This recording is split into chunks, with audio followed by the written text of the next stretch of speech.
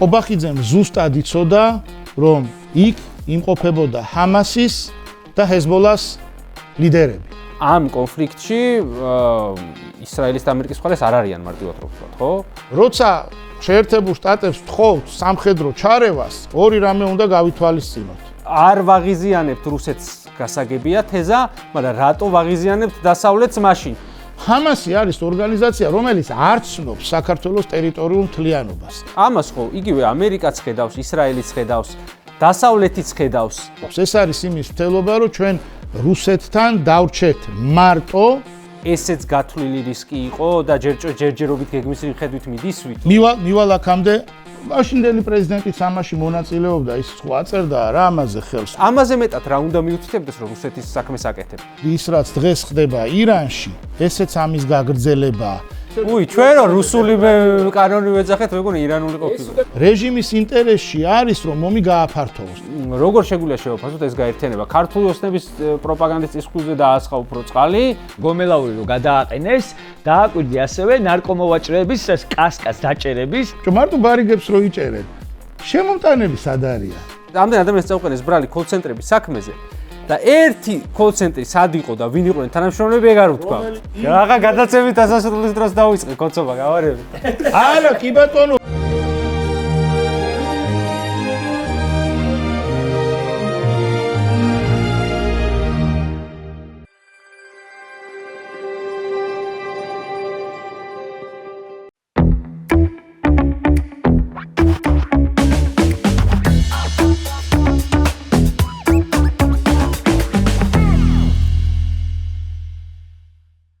მოგესალმებით მის მინეს მაყურებელს, ეთერშია ჩვენი ყოველკვირეული პოდკასტი ცხელის კამი, ტრადიციულად გიორგი ახობაძესთან და თორნიკე რაზმაძესთან ერთად და ჩვენი დღევანდელი ეთერის სტუმარია გია ჯაფარიძე.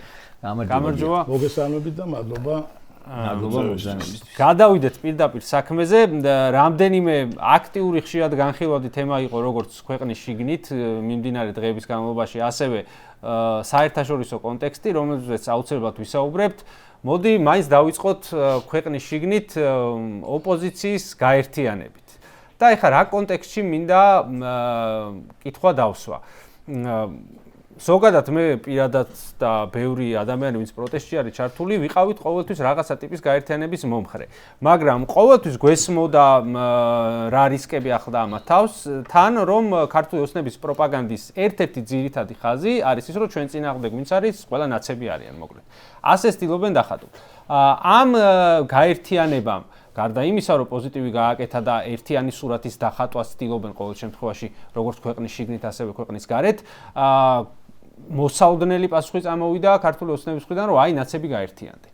საბოლოო ჯამში ახლა აი ამ გადმოსახედიდან რომ შევხედოთ ამ პლუსებიდან და მინუსებიდან, როგორ შეგვიძლია შევაფასოთ ეს გაერთიანება? ქართული ოსნების პროპაგანდის წისქვილზე დაასხა უფრო წყალი, თუ პირიქით გაურთულა ამან ქართულ ოსნებას საქმე? ზოგადად მე ყოველთვის ვფიქრობდი, რომ ასეთ მონოლითურ რეჟიმს რო ებრძვი, ცალ-ცალკე ბრძოლით ასეთი რეჟიმის დამარცხება გაჭირდება. ასე ვფიქრობდი ყოველთვის და განსაკუთრებით 2024 წლის საპარლამენტო არჩევნების წინ და სულ მიმაჩნდა, რომ ჩვენ არა გვაქვს ახლა იმის ფუფუნება, რომ რაღაც საკითხებზე ვიდავოთ ჩვენი რაღაცა იდეოლოგიური ფუნდამენტიდან, ხო? ახლა ჩვენ შეგვიძლია რომ ვილაპარაკოთ, არ ვიცი, როგორი ჯარი უნდა ყავდეს. მაშინ, როდესაც ყავს ხელისუფლება, რომელიც საერთოდ დაანგრია ჯარი, ხო? როცა თავარი პრობლემა ქვეყანაში არის ტოტალიტარიზმის გზაზე დამდგარი ავტორიტარული რეჟიმის მოშორება, ხო? მაშინ ჩვენი იდეოლოგიური პლატფორმებიდან რაღაც საკითხებზე ვიდაოთ, გონია რომ არაფერს არ გვაძლევს. არც თქვათ აი რაღაც ოპოზიციურ პარტიებს შორის დებატებში აზრს მე ვერ ხედავდი რა, იმიტომ რომ დავობთ იმაზე, რისი გაკეთებაც არ შეგვიძლია, ესე გამოდის. სანამ იმათ არ შევცვლი. სანამ იმათ არ შევცვლი. ანუ ზოგადად მე ყოველთვის ვიყავი ანუ მომხრე ვიყავი კი არ არის, მე უბრალოდ ვერ ხედავდი სხვა ალტერნატივას. ახლაც ვერ ხედავ. ანუ ზოგადად რომ რაღაცა ერთიანობის კონტურები ჩანს, ეს კარგია, მაგრამ და კარგია რომ ის ადამიანები, რომლებიც მანამდე ამ ერთიანობას ძალიან სკეპტიკურად უყურებდნენ და კრიტიკულები იყვნენ, ის ადამიანებიც რომ მივიდნენ იმ აზრამდე, რომ ერთიანობა კარგია, ეს სუდი არ არის, კარგია, ჯობს გვიან ვიდრე არასდროს. მაგრამ ეხლა როცა ვლაპარაკობ თქვათ ამ ერთიანობაზე, ამ ერთიანობაში მე მაკლია თქვათ ის ხალხი თუ ის პოლიტიკური ჯგუფები, რომლებიც გონია რომ თუ ერთიანობაზე ვსაუბრობთ, ისინიც უნდა იყვნენ ამ ერთიანობაში. მე ვსაუბრობ, მაგრამ პირველ კითხვაზე არ უნდა დავასრულო. ხო, არა, მანდ არის, რასაც როგორი მოდელით ბარემ რომ როგორი მოდელით წარმოგიდგენია, ეს ერთია სასურველზე რო ვილაპარაკოთ. ეს არის ყველა მინუს ბიძინა ივანიშვილი და მისი სატელიტები. ეს მოდელია, რაც საქართველოში მოქმედებს რა. ანუ ეს როცა აქ ხელისუფლებები იცვლებოდა ყოველთვის ჯდებოდა ეს ფორმულა. სიამდე მივიდეთ, სია კიდე ცალკე თემაა რა. ანუ როცა ხელისუფლება იცვლება, ყოველთვის იყო სხვა ყველა -1-ში სატელიტებსაც ცხადია ვგულისხმობ რა. ხალხის ძალა რო ცალკე ძალა არ არის გასაგებია. არა, ამაზე არც ლაპარაკო, მარტო ხალხის ძალა არ არის, კიდე თქვა სხვებიც არიან, მაგრამ ეხლა რო ავიღოთ თქვა აი ლელო და გახარია, რა ქვია, გახარია საქართველოსთვის, ხო? ეხლა ამათ ერთად, ხო, 20%-ამდე აქვთ, ხო? ესე გაყალბებული შედეგებითაც კი კონდათ. ხო, წარმოიდგინეთ, ანუ რო არ გაყალბებულიყო, ხო, მაშინ აქეთ პროცენტები იწევს, ხო? ანუ იმან რო ჩაყარა, თქვა, რამდენი ჩაყარა, ხო? ის რო ამოაკლო, ანუ მოკლედ ეს პროცენტი ხო ზემოთ წავა რა. ხო, მნიშვნელოვანი პროცენტია, ესე იგი მე მესმის რომ შეიძლება ვთქვათ დღეს არ აქვს ამ ხელა მხარდაჭერა, მაგრამ ვინ გაზომა ვთქვათ ეხლა ერთიანობაში მყოფი პარტიების მხარდაჭერა, ვიცი ვთქვათ იმათ იმდენი აქვს, რამდენიც ჰქონდათ, თუ არა, მე მგონია რომ ვთქვათ მხარდაჭერა დღეს უფრო მეტია კიდევ იმის მერე რაც ქართულმა ოცნებამ აკეთა, მაგრამ ეს ხო ჩემი წარმოდგენებია და არ დაგვითვლია, ხო, თან არც საზოგადოებრივი აზრის გამოკითხვაც რამდენი ხანი არ ყოფილა, ხო, ამიტომ მე მგონია რომ ამ ერთიანობაში თქვათ ლელოს ხილვა კარგი იქნებოდა, ისევე როგორც მგონია რომ მე მესმის რომ შეიძლება კი ბატონო რეზინის ტყუები გვესროლა და გახარიას ძალიან მნიშვნელოვანი როლი აქვს შესრულებული ამ რეჟიმის ჩაცემენტებაში. ის იყო პრემიერ-მინისტრი პანდემიის დროს და პანდემიამ გააფორმა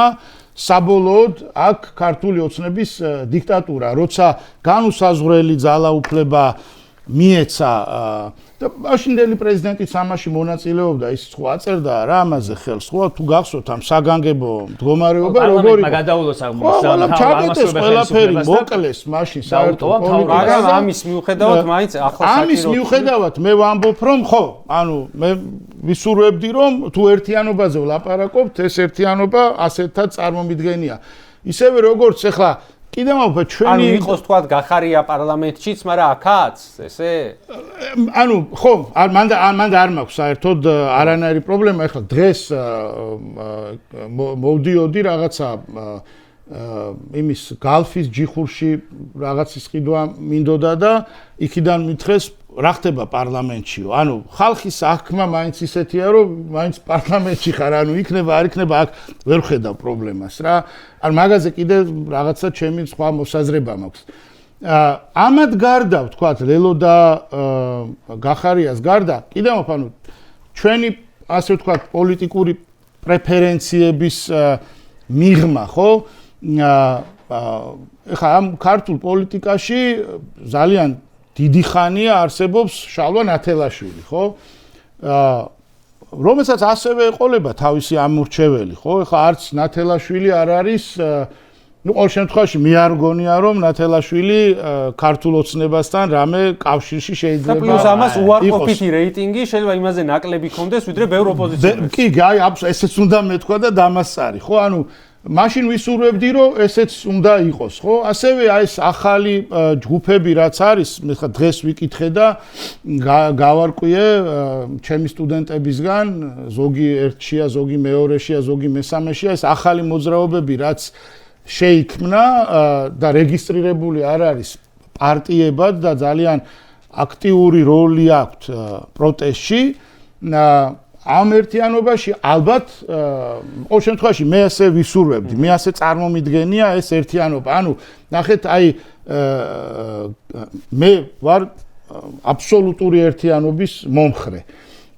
მაგრამ ჩემშიც კი ტოვებს ამ განცდას, რომ ეს მაინც არის ნაკლული, ასე ვთქვათ, ერთიანობა. თუ აი წინასწარ არ დაილაპარაკეს პოლიტიკოსებმა და პოლიტიკურმა პარტიებმა იმაზე, მე ისმის რომ იქ არჩევნებამდე ან რაღაცა ეს ამას აჯობებდა. ხო, მაგამდე უნდა მივიდეთ, რა თქმა უნდა, რომ ჯერ ძალა უნდა გამოასხივოს და მე რაღაც აიძულო რეჟიმი, რომ მაგამდე მიხვიდე, მაგრამ ხო მივალთ ადრე თუ გვიან და ყველა ჯგუფი, რომელიც ვთქვათ ეხა პროცესშია, მეტნაკლებად უყურებს, თუ თვითონ რაღაც წილი იმ ერთიანობაში ისეთი არ ექნა, რომლითაც თუნდაც თუ ფიქრობს, რომ იქ რაღაც ცოტა მანკიერი ელემენტები არიან იმ ერთობაში და იმათ დასაბალანსებლად მოდის პოლიტიკაში, ხო? იქ თუ არ ექნა გადაწყვეტილების მიღებაში რაღაცა ხმა ან ძალა, ხო, ან ბერკეტი. შეიძლება თავი აარიდოს და დამოუკიდებელ თამაშს გაყვეს და რაღაცა ერთობას ხელს შეუშლის ეგეც და წინასწარ. თუ ესე ფიქრობს, ხო, მაშინ ნახეთ, თუ ასე ფიქრობს, მე მგონია რომ რა თქმა უნდა ყველას აქვს ასეთი ფიქრის უფლება, ხო? მაგრამ თუ ასე ფიქრობს მე მაინც გონია რომ მაშინ არ აქვს ბოლომდე აღქმა იმის რა ხდება ქვეყანაში და სად მივდივართ, სად მიდის ეს ქვეყანა, ხო? ან თუ ფიქრობს ან პირველ კითხვას რომ დაუბრუნდე ხა თუ ფიქრობს რომ აი მე არ მინდა იქ სადაც ერთიანი ნაციონალური მოძრაობა ეგეც მგონია რომ არასწორი ფიქრია, იმიტომ რომ მე ვერ წარმომიდგენია რომ შევძლოთ ქართული ოცნების დამარცხება ერთიანი ნაციონალური მოძრაობის გარეშე. ერთიან ნაციონალურ მოძრაობას ყავს ამორჩეველი, რომელიც კრიტიკულად მნიშვნელოვანია, ყველა ამორჩეველი კრიტიკულად მნიშვნელოვანია. მე არ ვამბობ მხოლოდ ერთ პარტიაზე, უბრალოდ კოცო პროპაგანდისტებო ეს შეგიძლიათ ამოჭრათ და ათრიოთ რომ ერთიანი ნაციონალური მოძრაობის გარეშე ბიზნეს ვერ დავამარცხოთ. ამის საფირმო პასაჟები. ანუ ნახეთ ეს ხო ანუ აი ხო შეგვიძლია რომ ეს დავთვალოთ, ხო? ხო, არა, კოცი პროპაგანდისტები ცალკე ეხლა რა ვთქვით? კი, სწორად ვთქვით, ჩემი შეფასებით, რომ იგივე გახარიას გარეშე და ლელოს გარეშე თუ შენარჩუნებული აქვთ ის რეიტინგი, იმათ გარეშეს ვერ ამარცხებ. ხო, და თან ეხლა ლელოს და გახარიას თქვათ აქვს კიდევ იმის პოტენციალი, რომ თავისკენ წაიყვანოს ისეთი ამორჩეველი, რომელიც თქვათ აქეთ დანარჩენებთან არ მოვიდოდა, ხო?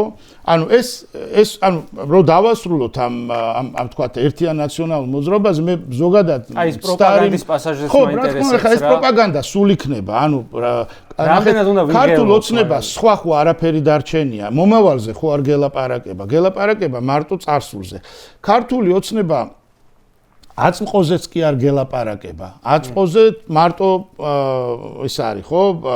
აი, ნუ რაღაცა მხოლოდ ტყუილ მაგალითად ეხლა აწმყოში მოქალაქეებს აწუხებ თქვათ ფასები და მოიტანა რაღაცა კომისია უნდა შევქმნათ ცალკე მთავრობაში, ცალკე პარლამენტში. დღეს იყოს ხდომა თუ გუშინ. ხო, ეხლა ეს ხო ძალიან სასაცილოა, იმიტომ რომ რაც ბაზარზე თქვათ გაძვირდა, ოკეი, კაი, ის გაძვირდა და იკვლევს რამ გააძვირა, ხო? ხა ჯერ ერთი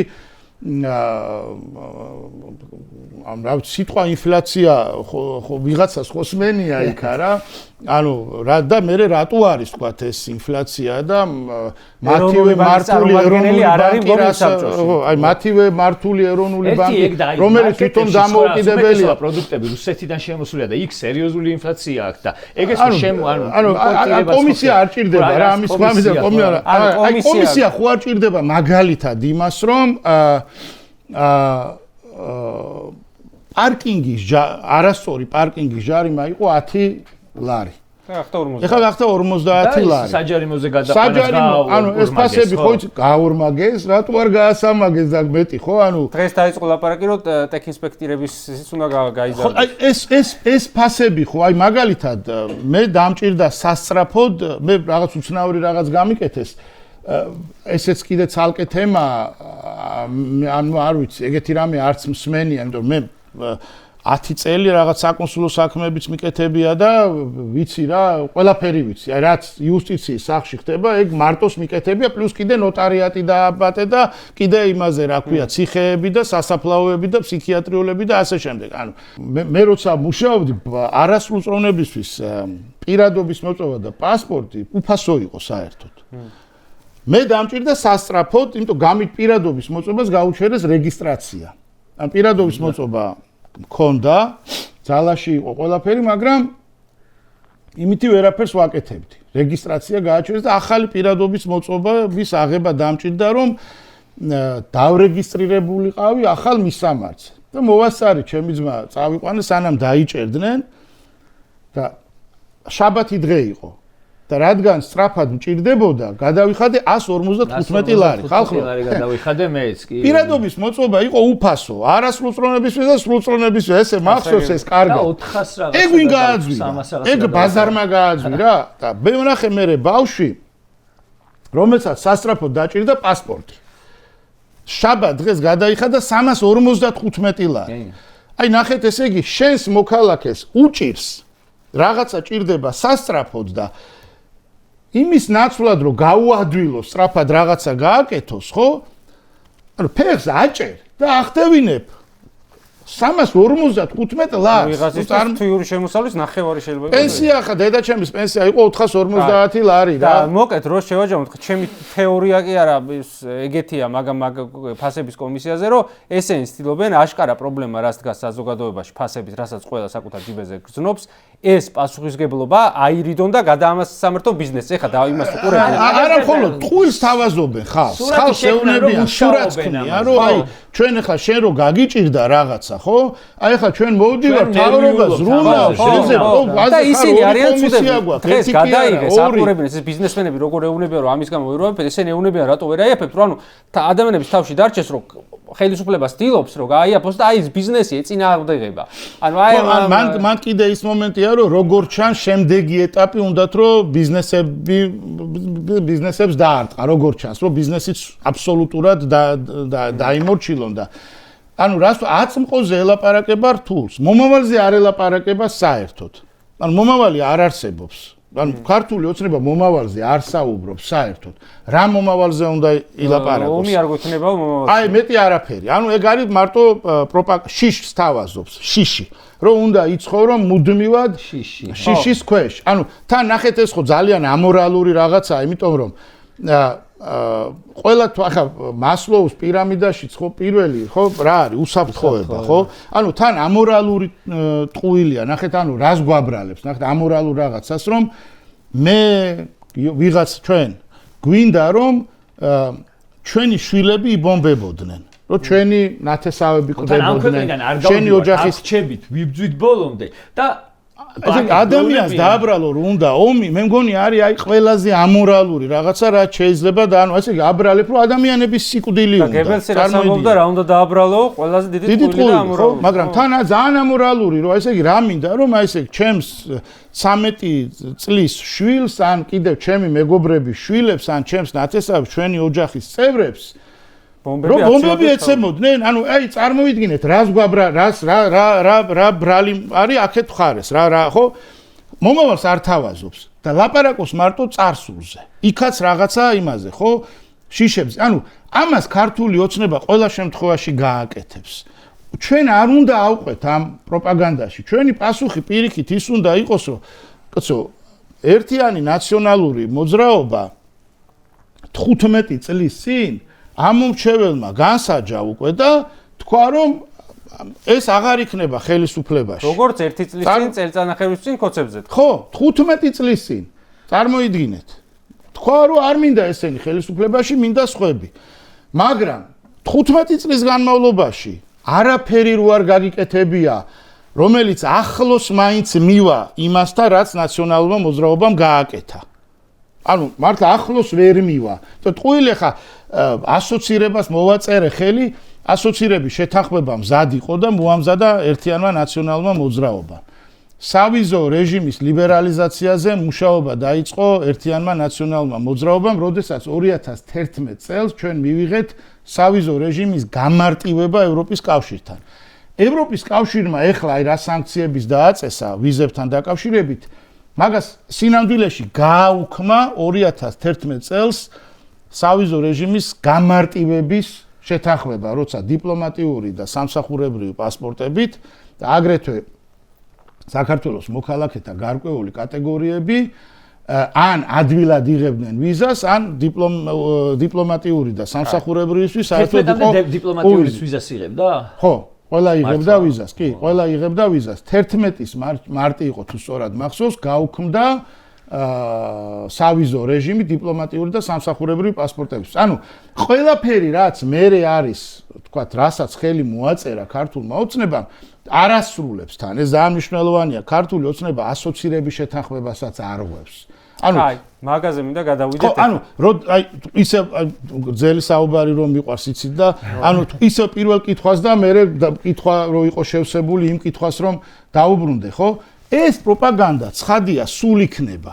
ანუ ამას არ მოხსნე, იმიტომ რომ მეტი სათქმელი არ აქვს. აწმყოზე გელაპარაკება. ხო, მაგრამ რამდენად მუშაობს ეგ არის კითხვა, ხო? საზოგადოების რა ნაწილზე მოქმედებს ჯერ კიდევ რომ ვაიმე ნაცები. აი ახლა ეგ ნაწილი ეხება უკვე პოლიტიკურ პარტიებს. იმიტომ რომ პოლიტიკური პარტიები აყვნენ ამ პროპაგანდას და ეს მგონია რომ შეცდომა იყო პარტიების მხრიდან კომუნიკაციაში, როცა ისინიც აი ამ ქართული ოცნების განსაზღვრულ კალაპოტში მოეცნენ და არ გამოდის ეს ნახე არ იმუშავებს რა. მაგალითად მე რომ არჩევანი გავაკეთე, ჩემი არჩევანი იყო სრულიად შეგნებული და გააზრებული და ამიტომაც გავაკეთე, იმიტომ რომ მე არ მჯერა რომ ერთიანი ნაციონალური მოძრაობის გარეშე შეუძლებელია, ანუ რო თვლით არის ყველაფერი, რო დავთვალოთ, ხო? ეხლა რომ ვიყოთ იმ მდგომარეობაში, რომ ფულს, მედიას, ბიზნესს, ყველაფერს აკონტროლებს ადამიანთა მცირე ჯგუფი. ეს ხო, სინამდვილეში ძალიან პატარა ერთმანეთსაც. ხო, ერთმანეთსაც, კი ბატონო, ხო? ყველაფერი მას ჩვენს ხარეს რომ რაღაცა იყოს, თქვათ, რომელიც ოდნავ მაინც ამას დააბალანსებდა, ან ფულით, ან არაფერი არ არის, ხო? მაშინ ვიტყოდი რომ ოკეი, თქვათ, რაღაცნაირად ისინი ნელ-ნელად არა, ნახეთ, ისინი არასდროს არ გეუბნებიან რომ იგებენ რაღაცას 80%-ით, არა. ყოველთვის იგებენ 53-55. ზუსტად დავთ განსაზღვრული რა რაოდენობის მხარდამჭერი ჭირდება და რა რაოდენობის ხმებს მერე ამატებს. იმისთვის რომ დაждდეს ეს 51, 52, 53%. აი დააკვირდით ბოლო არჩევნები რომ მოყვეთ აი 2016-დან. იმუქრებიან რომ ავიღოთ საკონსტიტუციო და მერე იღებენ 53%. ხო, როგორ იღებენ, ხო, მაგასაც აი როგორ აკეთებენ. მე რომ ჯეროდეს რომ ამის შეცვლა ვთქვათ, ეხლა უახლოეს მომავალში არის შესაძლებელი. არ მჯერა რომ ამის გადატეხვა შეგვიძლია უახლოეს მომავალში. ამიტომ ჩვენთვის მნიშვნელოვანი არის ყველა ხმა, რომელიც სინამდვილეში ქმნის ამ უმრავლესობას. ისინი გააგრძელებენ ამ პროპაგანდას, ჩვენ უბრალოდ ამ პროპაგანდას არ უნდა გავაკეთოთ. გასაგები. ეხლა ვახსენეთ უკვე დასავლეთის თემა, ევროკავშირში ინტეგრაციის საკითხი და ზოგადად ამ წუთას ნატოზე არ არის ლაპარაკი, მაგრამ დასავლურ სტრუქტურებში და ეხლა თქვენ რახან გაქვთ დიდი დიპლომატიური გამოცდილება და საინტერესო, მინდა ესეთი კითხვა დაგისვათ რა, ეს შეიძლება ცოტა უცნაურად ჟღერდეს. აი ეს დიპლომატიური ენა, მოდი ასე ვთქვათ, თუ სალაპარაკო ენა, დიპლომატიური ენაც არ ეთქმის, რასაც ქართული ოცნება იყენებს საჯარო კომენტარების კეთების დროს ჩვენ დასავლელ ყოფილ თუ ახლანდელ პარტნიორებთან დაკავშირებით. ესეთი რამე, ანუ რას მიაწერდით პირველ რიგში? იმას თუ არა იმას, რომ სპეციალურად ცდილობ, რომ ადამიანი გაიფუჭო ურთიერთობა და ზოგადად მაგის მაგალითი თუ გახსენებათ, ეხლა მაგალითად ლავროვის ისიც რომ მომისმენია საჯარო, აი ესეთი უზრდელური მკვეთრიც არ ქვია ამას. ლავროვის ან იმის განცხადებების არ არის, იგივე ორბანისაც, ხო? რამე ესეთ თუ მე ხა შეიძლება არ მაქვს, ხო, მე შეიძლება არ მაქვს ინფორმაცია და პირობითად შეიძლება ლათინო ამერიკის ქვეყნების რაღაც დიქტატორები ან ადგილობრივი ხელისუფლები ლაპარაკობენ ასე მაგალითად და ევროპაზე და ამერიკაზე. ანუ ეგეც არ გამიგია რა. ხა შეიძლება აი თქვენ იმიტომ მინდა დაგისვათ რომ აი ამ ენით, ხო, იქ ზარქო რო გამოდის და თავისი რეზოლუციები უკან გაიკეთონ იმაზე რო თქვა ესტონეთის ელჩი თქვა თუ ელჩი კი არა ესტონელ დიპლომატზე ცანკაზე თუ იმაზე რა ქვია. ხო, მოკლედ. საკნაზე მინიზე არა, ბრიტანელებზეც რაც ანუ ხო მაგრამ ამაზე გეტყვიან რომ ბრიტანელებმა სანქცია დაგვდეს და ეხლა მაგრამ ეს კრიტიკის ენაც ხო ეს ხო რაღაც დიპლომატიური ენის მიღმაა, ხო? ესენი რა ლექსიკითაც მეტყველებენ. ეს რა არანაირი კავშირი ამას არ აქვს დიპლომატიასთან. დიპლომატია დგას რაზე? თავაზიანობაზე. ანუ დიპლომატია მუშაობს მაშინაც კი, როცა მხარეებს შორის არის, თქვათ, ღია კონფლიქტი, ან ომი როცა არის, თქვათ, მხარეებს შორის, ხო? მაშინაც კი დიპლომატია მუშაობს. თუ ეს არ იქნება აგებული თავაზიანობაზე, მაშინ ერთმანეთს ვერ დაელაპარაკებიან, ხო? ეხლა მე რომ ვთქვათ, ვიცოდე, რომ თქვენთან თუ მოვალ სტუდიაში, თქვენ მაგინებთ და შევეცდები რომ არ მოვიდე, ხო? ანუ უფრო არ მოვალ, ვიდრე მოვალ, ხო? ანუ დიპლომატია თავიდან ბოლომდე თავაზიანობაზე დგას. რა თქმა უნდა, ეს ენა არ არის დიპლომატიის ენა. მაგრამ ნახეთ როგორ ვირეშმაკულად აკეთებენ ამას. უშვებენ მე-7 ეშელონის ქართული ოცნების მოსაუბრე თავებს, ან პროპაგანდისტებს, პროპაგანდიზებ თავისუფლად შეუძლია თქვას, რომ რა ვიცი ეს ვიღაცა opinion maker-ია და სიტყვის თავისუფლება გვაქვს ქვეყანაში და რა ვიცი რაღაცას ამბობს. მე ამის მე არ ვეთანხმები. მაგრამ ახლა უკვე მივიდენ იქამდე რომ უმრავლესობის ლიდერები აკეთებენ ამ განცხადებას. აი მანდაც აი როგორ არის, ნახე პარლამენტის წევრებისგან მოდის ძირითადად ასეთი განცხადებები და ყოველთვის იტოვებს აი ამ სივრცეს რომ თავრობა ამას არ აკეთებს. პარლამენტის წევრი, რა ვიცი, ხა ის თავისუფალ იმაშია რა, ვარდნაში, რასაც უნდა იმას იტყვის, თორემ თავრობის ჩვენ ვინც ვმართავთ, ჩვენ ამას ჩვენგან გაგიგიათ ასეთი რამე, ჩვენგან ყოფილა ასეთი რამე. კობახიძესგან ეხლა უკვე ნელ-ნელა მათაც დაიწყეს, ნელ-ნელა, ოღონდ ძალიან ფრთხილად. რაში ჭირდებათ? მაგას ვერ ხვდები, ანუ ძალაუფლების შენარჩუნებას ეგ არ ჭირდება რეალურად. ეგ მაგამ პირიქით გაუფუჭა მაგ მიმართულებით. საქმე სანქციები გამოიწვია და დისტანცირება ამათთან ისე რომ უკვე აღარც კი ლაპარაკობენ ერთმანეთთან. მაშინ როცა მეკეთე 20-ში, 21-ში ისეთ ორაზროვან განცხადებებს აკეთებდნენ დასავლელი პარტნიორებიც, რომ ამათ საშუალებას აძლევდნენ აი კუდები მოებათ, ან სხვადასხვა მხრიდან ინტერპრეტაციები ეკეთებინათ იმათი განცხადებები. ეხლა ვთქვი რომ იმდენად გააღიზიანო რომ იქიდან წამოვიდეს ეს დისტანცირება. არც ერთი ამ განცხადების გამო სანქცია არ ყოფილა. არც ერთი სანქციები არის სანქციების უმეტესობა არის უკრაინის გამო, უბრალოდ იმის გამო რომ რუსეთის სასარგებლოდ მოქმედებენ. ეხლა ის რომანო ფარცხალაძეს პირდაპირ რუსეთზე მუშაობა იყო აქ იმედი და უფრო რომ დავაწვრილმანო ეს შეკითხვა და გავამარტივო. ანუ არ ვაღიზიანებთ რუსეთს გასაგებია თეზა, მაგრამ რატო ვაღიზიანებთ დასავლეთს მაშინ თუ პრაგმატულად რამდენიმე სამიზნე აქვს ერთდროულად. ზოგადად აი იმ ჯგუფს ვინც მართავს ქართულ ოცნებას და ქვეყანას ეს ახასიათებს, როცა რაღაცა ქმედებას აკეთებენ, რამდენიმე სამიზნე აქვთ. ყოველთვის ესე აკეთებენ, რასაც მე ვაკვირდები. არც ერთი სანქცია არ ყოფილა განცხადებების გამო. ეს განცხადებები მათ ჭირდებათ მათ შორის შიდა პოლიტიკური მოხმარებისთვის. ანუ ძალაუფლებას პირიქით ამით იმყარებენ, ანუ თავიანთ მომხრეებს ეუბნებიან, რომ ვა, რა მაგრები ვართ. მე იმდენად მაგარი რომ შემიძლია შვედეთის სუვერენიტეტის დემონსტრაციას აკეთებენ ამით. ჯარიმა გამოუწერეთ ჩვენ ვართ თვითონ სუვერენიტეტს ეძახიან. მოქალაქეებს ყოველთვის ძლიერის მხარეს ყოფნა უყვართ და გეუბნება რომ ჩვენ ნახე აი რეებს ვინ რა ბიჭო რა შვედეთი რა ტრამპი რა გერ ხო ხედავ რეებს ვეუბნებით ვინ არის ტრამპი ნახე რას ვეუბნებით. მაგრამ რუსეთს რო ვერ ეუბნებიან იგივეს ეგეც ხო ჩანს თუ მაგას ეს თავის მომხრეებთან სალაპარაკოთ ეგ საერთოდ არ ჭირდებათ. იქ კიდე სხვა მესიჯი მიდის თავის მომხრესთან, რუსეთი კარგია. ანუ პარალელურად უშვებს რამდენიმე გზავნილს და რუსეთი თუ კარგია, რუსეთზე რატო უნდა ილაპარაკოს, ხო? რატო აწვევი მაგ ხას, რაც მათ შორის შენ ოპოზიციურ მომხმარებლის მეტ გაღიზიანებას იწვევს, ხო? ეს რუსეთი კარგია და დასავლეთთან კონფრონტაცია. თუ ანუ კითხვა დგას ესე რა, ეს თემა ზოგადად. თუ რუსეთის კაცი არ ახარ და რუსულ საქმეს არ აკეთებ პირდაპირ.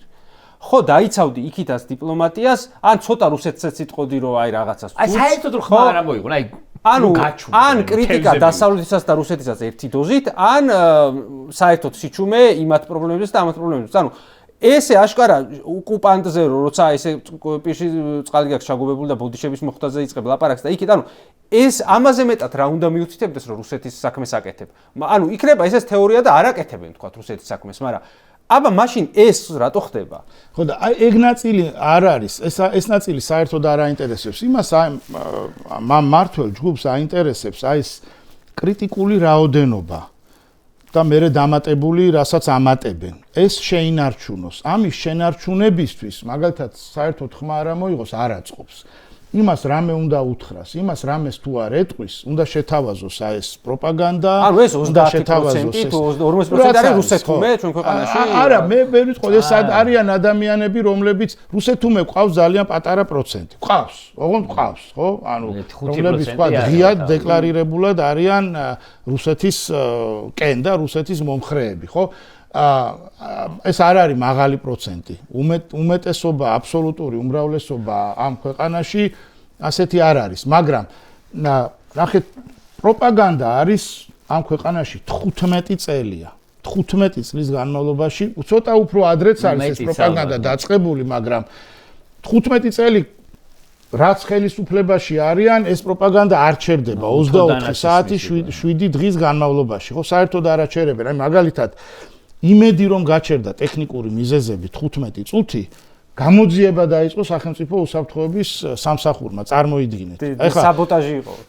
აი წარმოიდგინეთ, ანუ რა მნიშვნელოვანია მათთვის იმედი. იმედი არის ჩათვალეთ ქართული ოცნების ხელისუფლების 50% საყრდენი. აი ასეთი მნიშვნელობა აქვს, დანარჩენებს არა. იმათ არ ყავთ ამხელა მაყურება. აი იმედი არის აი ესეთი მნიშვნელობა. ის დანარჩენი პატარა წვრილფეხობა ჭირდება დამატებით კიდე ისეთი ტიპების მოსაზიდად, რომელიც მაგალითად არ უყურებს იმ შოუებს, რომელიც სეგმენტებში შესასვლელად. კი ბატონო, სპეციფიკური სეგმენტებს. ანუ თქვენ კითხვას რომ სვავთ კითხვას ჩვენი გადმოსახედიდან, ჩვენი ლოგიკით, რაც სწორია, სწორი ლოგიკაა. ანუ როგორ გითხრათ, სიმართლის პოზიციიდან სვავ და იმას ეს არ აინტერესებს. საერთოდ არ აინტერესებს. იმისთვის მნიშვნელოვანი არის აი ეს რაღაცა მასა ამას რაღაცა საკვები უნდა მიცეს. მათ შორის საკვები რო ის ძლიერია. შენ არ გეგონებს რომ მე ვინმე რამეს დამაკრებს. მე დასავლეთეობაში ამათ მაინც ვერ ვაჯობებ. ხო, რა თქმა უნდა, ეხლა რო ამტკიცოს, რო ეხლა მე ვერ დაამტკიცებს, ხო? არ არსებობს. ამიტომ უნდა მიაწოდოს მას ისეთი რაღაცა, რაც იმუშავებს. მაგალითად მე ძლიერი ვარ რა. თან დასავლეთი რასაც თხოვს, მაგალითად პოლიტიკური გავლენებისგან სასამართლოს გათავისუფლებას, მედიის თავისუფლებას და ამ შემდეგ ესენი თუ ზედმიწევნით შეასრულა ეს დემოკრატიული ინსტრუმენტები თუ რეალურად შექმნა ქვეყანაში ხელისუფლებას დაკარგავს. შეუძლია. არჩევნები რომ სამართლიანად ქვეყანაში რომ დემოკრატია იყოს, ცხადია რა თქმა უნდა. ამიტომ არ უნდა ეს არის, ანუ იმას ხო არ იტყვე რომ ეხა დემოკრატია არ მინდა ქვეყანაშიო, ხო? ამბობენ რომ ისინი არიან ცუდები, ვის დემოკრატიას თხოვს და დემოკრატიას კი არ თხოვენ. არა, იქ არ არის დემოკრატია, ახლა რას ამბობს?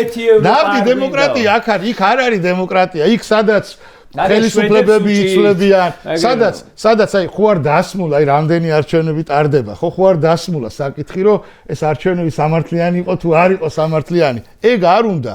იქ სადაც კითხვები არჩევნებთან დაკავშირებით არ არის, იქ სადაც კითხვები სასამართლოსთან დაკავშირებით არ არის, იქ ეძებს რაღაცა შემთხვევებს, რომ აი გაიგო, რომ მალმოში, შვედეთში კრიმინალმა აიწია და გამოვარდნენ და აუ იქ აი ხო, ანუ იმას კი არ ყვება, ვთქვათ, რამდენია მთლიანი შიდა პროდუქტი ერთსულ მოსახლეზე შვედეთში.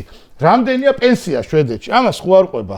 ამაზე არ რამდენია იმიტომ ეს შედარება მოიმატა ხო რიცხვში რო დავთვალოთ შეიძლება 5 ქურდობა ხდებოდა და 6 მოხდა და გაიზარდა 20%. გენერალური პროკურორი იდევნება იმის გამო რომ კოლ ცენტრების ორგანიზატორი იყო, ანუ ორგანიზებული დანაშაულის თავში იყო და ამავდროულად მკვლელობებს უკეთავდა. წარმოიდგინე, ანუ როგორ შეიძლება კრიმინალზე ლაპარაკობდეს. და რუსეთის სასარგებლოდ საზოგადოებრივი აზრის გავლენა. წარმოიდგინე, კრიმინალზე შეიძლება ლაპარაკობდეს ის ჯგუფი, რომელიც იცავდა ამ გენერალურ პროკურორს, როცა დანიშნეს, როცა ამოუღეს ფაქტები, რომ ვის ნიშნა პროკურორადო, ხო? ამის შემდეგ კანონი შეცვალა საერთოდ ეროვნული ბანკი ჩამოაქცია დანაშაულებრივი ქმედება ჩაადენინა იმისთვის რომ გადაერჩინა ის გენერალური პროკურორი რომელზეც ახლა თვითონ ამბობს რომ კოლ-ცენტრების ფარველი ანუ ორგანიზებულ დანაშაულს კვლელობა შეუკვეთა წარმოიდე შეიძლება კვლელობები ხო საერთოდ წარმოიდგინე რეებს ამბობენ და რასაც არ ამბობენ კიდე არ ვიცით რეები ხდებოდა ეს ჯგუფი გელაპარაკება რომ შვედეთში კრიმინალმა აიწიო რა შვედეთში კრიმინალმა აიწია შენ თვითონ რა დღეში ხარ ხო და ამისთვის ჭირდება აი ამიტომ აკეთებს ამას ამავდროულად ამ განცხადებებით ეხლა იქით ხარეს სულელები ხო არ არიან არა იქით ხარეს უფრო შორეულ პერსპექტივაში ხედავენ ხო ეხლა იქით ხარეს ამ განცხადებების გამო არავინ გადაწყვეტს რომ უნდა დავკარგოს საერთოდ ქართველი ხალხი რომელსაც ზუსტად იციან რომ უნდა უკეთესი ცხოვრება უნდა რომ აი ამ დაცულობის სიმშვიდის მშვიდობის კეთილდღეობის მართლა მშვიდობის და კეთილდღეობის სივრცის ნაწილი იყოს. იქით ხო ხვდებიან რომ ქართველების ისტორიული არჩევანი მართლა არის ეს ღირებულებითი არჩევანი და იქ უნდა და ამ განცხადებაზე ამათმა ზუსტად იციან რომ ის რეაქცია არ იქნება, მაგრამ იქნება ნახეთ რა რეაქცია, აი ეს გულის წყრომის რეაქცია ხო იქნება რა.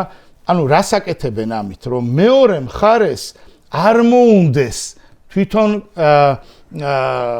თქვათ რაღაცა ის კონდეს რა ვთქვათ რაღაცა მცდელობა კონდეს ანუ მცდელობა კონდეს რომ ანუ უნდათ რომ გაუქრონ იმის სურვილი რომ ისინი იყვნენ ქართველი ხალხის მაინც არ გვიღებენ და არ უნდივართო მე რო თქვა მოგეთ კაი ამ თემაზე ეხა ჯერ ამ თემაზე არ მინდოდა გადასვლა მაგრამ რახანო ესე პროპაგანდის ესე განხილვაში შევედით ეხა თქვენ აკადემიური საქმიანობითაც ხართ დაკავებული და წლების განმავლობაში იყავით და ეხა ამ განათლების რეფორმაზე ესე დეტალებში არ მინდოდა მეკითხა უბრალოდ ეხა რა კონტექსტია აქ მე რაც წამიკითხავს სადისერტაციო ნაშრომების სტატიებიც პროპაგანდასთან დაკავშირებული ან პროპაგანდასთან ბრძოლასთან დაკავშირებული ვინ საიდან არ უვლის ბოლოს ყველა აი ალბათ 99% მიდის დასკვნამდე რომ პროპაგანდის ბრძოლის იარაღებზე რაც არ უნდა ისაუბრო თავარი საძირკველი არის იმ საზოგადოების განათლების დონე სადაც ეს პროპაგანდა მოქმედებს და ოპერირებს შესაბამისად ეხლა ძალიან შორს მიმავალი დასკვნა ხო არ იქნება მე რომ ვიფიქრო რომ აი ეს განათლების ეგრეთ წოდებული რეფორმაც გრძელ ვადიან პერსპექტივაში ემსახურება იმას რომ აი ხა ჩვენ რაც არ უნდა ვილაპარაკოთ და რაც არ უნდა გასაგებ დონეზე ავხსნათ რაღაცეები არის ქვეყნის სამწუხაროდ არ ვიცი რა მხედა ნაწილი მაგრამ სავალალოდ დიდი ნაწილი რომლის გონებაზეც შეიძლება გაცილებით უფრო მეტად გაჭრას მესიჯმა რომ იქ შვედეთში ვიღაცა კაცები არიან დაქორწინებული რამდენიმე ასეული თქვა ხო აი განათლებამდე მივდივართ სანამ განათლების დონე არ იქნება უფრო მაღალი ძალიან გაგიჭირდება შენ რო პროპაგანდის გავლენა შეამცირო არ უნდა აკეთო საპირისპირო პროპაგანდა და შენც ეგეთი манипуляციები და ტყუილები ხო და აი ამ განათლების თუმცა განათლებულ საზოგადოებაში უმუშავეა პროპაგანდას მაგალითად ნაცისტური გერმანია და განათლება არის ეგ თუ რაღაცა უნდა დავარქვათ მაგას სახელი აი მე ვეთახმე საბოლოო ჯამში კი მე ანუ ვაღიარებ რომ განათლებულ საზოგადოებაში უმუშავეა მაგრამ რასაც ამბობს პრინციპში ჩემი პასუხის თქვი შენს კითხვაზე ქართული ოცნება წარმატებულია იქ ნუ თუ რა ვიცი ეს ჯგუფი ვინც მართავს ქვეყანას წარმატებულია იქ სადაც არის საბაზისო პოლიტიკური განათლების დეფიციტი იმიტომ რომ მართლა არ არის არა გვაქვს ხო ამას აქვს ობიექტური მიზეზი პოლიტიკური განათლება როგორ ხდებოდა საბჭოთა კავშირში ჩვენ 35 წლის წინ აღვიდგინეთ დამოუკიდებლობა ანუ ჩვენს ქვეყანაში ბევრია ისეთი ადამიანი რომელსაც უმეტესობა ასეთია ვისაც არ აქვს თქვათ საბაზისო პოლიტიკური განათლება. ის რასაც იზრდებოდნენ წითელი ბაფთებით და ეგონათ რომ ეს იყო კი ბატონო, ეს ერთი ნაწილი, მაგრამ მეორე ნაწილი, რომელიც თქვა დღეს არის 35 წლის, მასაც არ აქვს, რატომ? იმიტომ რომ 90-იანი წლები იყო მძიმე, ამაზე ფიქრის დრო არ იყო და ეს არავის უკეთებია. სახელმწიფოსაც ეს არ უკეთებია. რომ ავიღოთ, ანუ ისევ რომ დავთვალოთ, ხო? მოსახლეობის ძალიან დიდი ნაწილია, ვისაც საბაზისო პოლიტიკური განათლება არ აქვს და დღესაც არ იღებს, დღესაც ვერ იღებს, ხო? ანუ მართლა ძალიან მცირე პროცენტია ჩვენი მოქალაქეების, ვისაც შეუძლია მაგალითად, რა ვიცი, აი ყველაზე ელემენტარული რაღაცეები გითხრას, რა სახელმწიფო რა არის და მოქალაქე რა არის და კონსტიტუცია რა არის და როგორ მუშაობს, ხელისუფლებები რა არის და როგორ იმიჯნება და ასე შემდეგ, ხო? ძალიან ცოტას, ხო? საბაზისო პოლიტიკური განათლების დეფიციტი ხელს აძლევს მართველ ჯგუფს, რომ აი ეს პროპაგანდა ადვილად გაყიდონ. მეორე, რაც ასევე მათი მთავარი მოკავშირეა, ორი მთავარი მოკავშირე ყავს. ერთია ეს განათლების დეფიციტი და მეორე ეს არის სიღარიბე. როცა შენ შეგიძლია მართლა ზეთის და იმის, რა ქვია, კარაქის და კარტოფილის და კიდე არ ვიცი რა. კარაქს არ ხარჯავენ. ამას ხომ ვერ გააკეთებ. შევეშვათ შვედეთი ძალიან მდიდარი ქვეყანაა.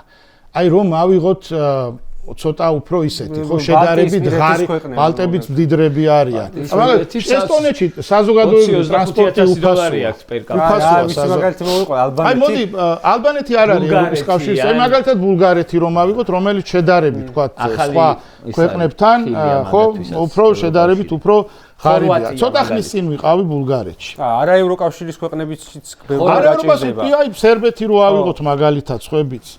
აი ბულგარეთში ვიყავი ცოტა ხნის წინ. აი ბულგარეთში ვიკითხე რა, აი დაახლოებით თქვათ აი საშუალოდ რა ბულგარეთის მე-16 რესპუბლიკას, აი სხვა ბულგარელების მიღებაზე იქიდან არის ეს, ხო? საბჭოთა კავშირის მე-16 რესპუბლიკას უწოდებდნენ. ევრო დაატრიალეს. ანუ ევრო ვერ შევიდოდა მიმოქცევაში ქვეყანაში, რომელიც არ აკმაყოფილებს იმ მაკროეკონომიკურ მოთხოვნებს, პარამეტრებს, რომელიც საჭიროა იმისთვის, რომ ევრო გქონდეს. შეიძლება ბევრს უნდა რომ ევრო გქონდეს, როგორ ვერ ვიზავთ? არა, ვერ ვიზამ, ჩვენ ვერ ვიზამ. ჩვენ არც ვიზავთ, კაცო, მე ეროვნულ ბანკს ვერ დაბეჭდა ეგეთი მომენტი. ხო, ჩვენ ახლა ესე ეროვნულ ბანკს დაუშვებენ ხელიდან. ხო და აი რო წარმოვიდგინოთ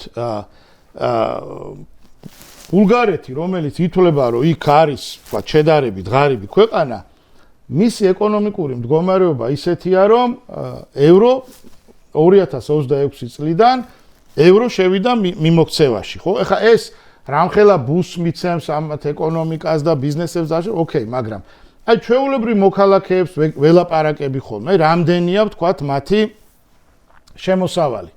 აი ტაქსისტი მეუბნება, რომ არ იმუშავაო რა აქ უბერმა და რაღაცეებმაო რა, რატო არ იმუშავა მეთქი და ძალიან იაფია ტაქსიო და აბა შენ როგორ ცხოვრობ მეთქი, ძალიან იაფი თუ არის, აი შენ რა რჩება, რა გამოდის მეთქი რა.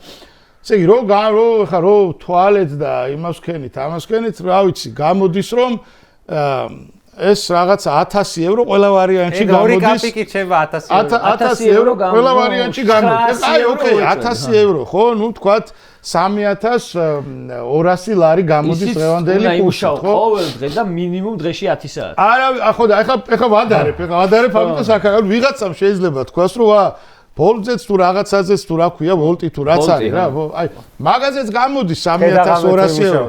როგორც იმას შაბათ კვირას ის ისვენებს, ანუ კვირაში რამდენი სამუშაო დღეც არის? და 40 საათს მუშაობს კვირაში. ხო, ანუ ნორმირებული სამუშაო დღე აქვს და ნორმირებული სამუშაო დღეები კვირაში.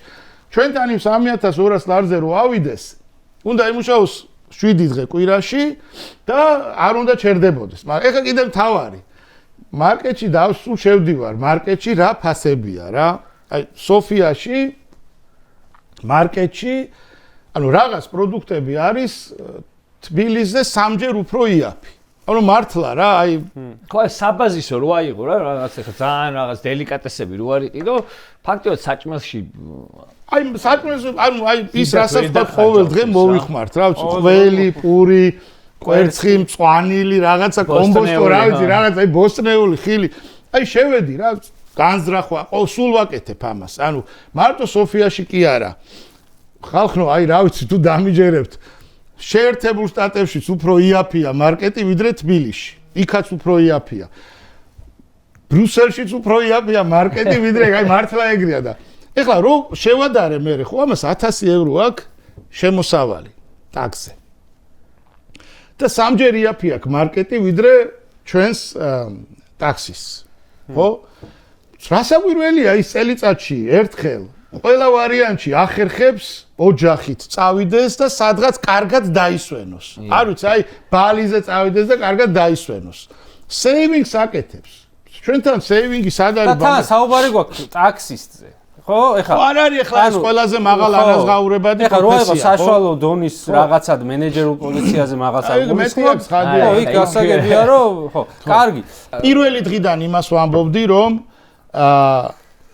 მათ ჭირდებათ ანუ ეგ არის რა ტოტალიტარიზმი რა არის აი ტოტალიტარიზმი რითიც განსხვავდება თქვა ჩვეულებრივი ავტორიტარიზმისგან არის ის რომ ის ცდილობს რაღაც ახალი ტიპის ადამიანი გამოიყვანოს ანუ ქვეყანას აქცევს ერთ ლაბორატორიად აი რაც იყო საბჭოთა კავშირი და საბჭოთა კავშირში გეუბნება რომ მაგალითად არსებობს საბჭოთა მორალი საბჭოთა მოქალაქის მორალი როგორ შეიძლება კოლექტიური მორალი არ არსებობს. თქვენი მორალი გაქვთ, მე ჩემი, თქვენი, ხო? შეიძლება ემთხვეოდეს ერთმანეთს, მაგრამ რეიგანი რო ეღადა კოლექტიური მორალი შეუძლებელია არსებობდეს. ყველა ანუ კოლექტიური მორალი ანტიქრისტიანულია. რეიგანი კომუნის მაგიტო ებრძოდა, რომ ეს ანტიქრისტიანული მოვლენა არისო.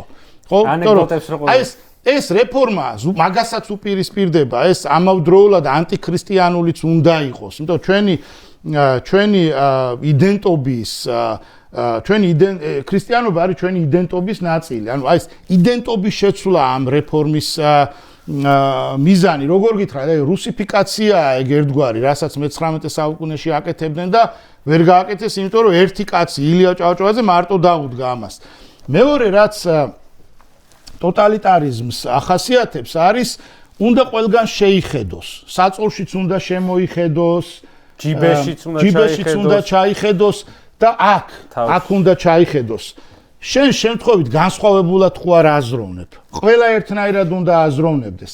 საბჭოთა კავშირი ხო ასეთი იყო. ან ნებისმიერი სხვა ტოტალიტარული ქვეყანა, ანის რაც აღწერილია დანაშაულია. ანუ ჩვენ სხვანაირად ვაზროვნებთ. ამიტომ ვარ ჩვენ უსამშობლოებ ჯერ ეს რა ტერმინები შემოაქვთ, ხო? ნახეთ ესეც ძალიან საინტერესოა. რატომ უსამშობლო? ნახეთ სხვა ძალიან მნიშვნელოვანი სამშობლო ბევრს აქვს, მაგრამ სახელმწიფო არ აქვს ყველას. ესენი არ ლაპარაკობენ სახელმწიფოზე. სამშობლო შეიძლება შორიდანაც გიყვარდეს. სამშობლო შეიძლება არ საერთოდ შენი სამშობლოში სადაც დაიბადე, გაიზარდე და ის ადგილი გიყვარს და იმ ადგილს ემსახურები და ასე შემდეგ ის შეიძლება არ იყოს სახელმწიფო. მაგალითად, ჩვენს გვერდით ცხოვრობენ ჩვენაირად ძველი ხალხი. ჩვენზე გაცილებით მეტნი. ქურთები, ფანტასტიკური ხალხი და არ აქვთ თავისი სახელმწიფო. სამშობლო აქვს. რამდენ ჩვენზე ჯერადად მეტი არის. სირია, ერაყი, თურქეთი, ირანი. კომპაქტურად დასახლებულები თან. სამშობლო როგორ არ აქვს და სამშობლო როგორ არ უყვართ. სამშობლო აქვს და უყვართ, მაგრამ სახელმწიფო არ აქვს. ჩვენ ნახეთ არაზროს აი ეს პატარა ჯგუფი ადამიანების არაზროს არ გველაპარაკებიან სახელმწიფოზე. სახელმწიფოა, მაგათ არ უყვართ ქართული სახელმწიფო. და გეუბნებიან რომ სამშობლო უნდა გქონდეს მხოლოდ. სახელმწიფო რა საჭიროა? იყავი რა რუსეთის იმპერიის ნაწილი, სამშობლო ხო გექნება. თორე სახელმწიფო ნიშნავს დამოუკიდებელ ინსტიტუტებს, თავისუფლებას და სუვერენიტეტს. ესენი რახეთ რას აკეთებენ? აკეთებენ გაუფასურებას სიტყვების ღირებულებების აი 1984-ში ხო ეგ არის ახალი ენა გამოიგონესო დააკვირდით კობახიძის ენას, ივანიშვილის ენას აი რაც არის ეს ნიუსპიკი იმაში 1984-ში ეგეთი ენა აქვს სხვა ენაზე ლაპარაკობენ თეთრზე რო გეუბნებიან შავს, ეს არის ზუსტად სხვა ენა. ანუ მეორე რაც უნდა ტოტალიტარულ მმართველობას არის აზროვნების კონტროლი. უკეთესია თუ საერთოდ არ იაზროვნებ. ანუ შედიან თავისუფალ სივრცეში, რა ჯერ კიდე არის დარჩენილი ქვეყანაში, ეს არის აუდიტორია. უნივერსიტეტში აუდიტორია არის თავისუფალი სივრცე.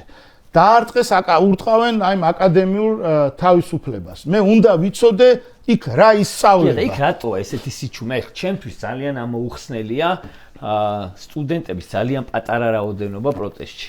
აი მე უცებ დავფიქრდი, რომ მე რო სტუდენტებს ვეძახი, ის ხალხი საერთოდ სტუდენტი არის, ასაკის თვალსაზრისით ვთქვათ, აი 23-22-დან, ცოტა უფრო ზევი, 22-დან 30 წლის ასაკამდე, მაგრამ მე რო გვახვევ უკან და საკუთარი თავი რომ ახსენდება, თქვა 19 და 20 წლის რო ვიყავი, ან 21-ის და როცა სტუდენტი ვიყავი, ესეთი პასიურობა მაშინ არ იყო და მაგარი კითხვა, როგორც წინა კითხვა იყო მაგარი. საკუთარი დაცვის, მე ჩემ ახსნას მოგასწრი. ანუ პირველი რომ ვთქვათ, რომ ეს განათლების ვითომ რეფორმა ჭირდებათ ტოტალიტარული დიქტატურის დამყარებისთვის, პატარა პიონერების გამოსავალ. ამისთვის ჭირდებათ, რომ შექმნან ახალი ტიპის ქართველი, რომელიც ქართველი არ არის, რომელიც არის რუსი, რომელიც არის მორჩილი, რომელიც არ არის თავისუფალი და დამოუკიდებელი ქვეყნის შვილი, რომელსაც მონობა გონია თავისუფლება, რომელსაც ომი გონია მშვიდობა,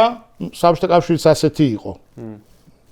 საბჭოთა კავშირი მშვიდობის გასამართლებული ყავთ ხალხი მტრედის ჭამისთვის, რომ მტრედის მშვიდობის სიმბოლო არისო და სადაც შეეძლო ყველგან ომობდა, ხო? საბჭოთა კავშირი, ანუ მაგაზე ცუდი ქვეყანა ხო არ არსებობს, მაგრამ მშვიდობას ყიდდა ისეც. ამისთვის ჭირდებათ, რატომ არ არის შესაბამისი მოსალოდნელი რეაქცია? თავიანთ მომავალ საქართველოს? აი ვიტყვი ახლა ამას. ეს არ არის თემა, რომელიც მარტო სტუდენტებს ეხება. ეს ეხება საქართველოს ყველა მოქალაქეს. ეხებათ მშობლებს, იმიტომ რომ მათ შვილებს უპირებენ დამახინჯებას, ხო? ყველას ეხება. ახალგაზრდებს რა გაუკეთა აი ამ მცირე ჯგუფმა ქართული ოცნების. პირველი რუსული კანონი გაიხსენეთ და გაიხსენეთ რა რეაქცია იყო ახალგაზრდების. ამის შემდეგ 1 წელი რაზე იმუშავა აი ამ ქართული ოცნების ოლიგარქების ჯგუფმა.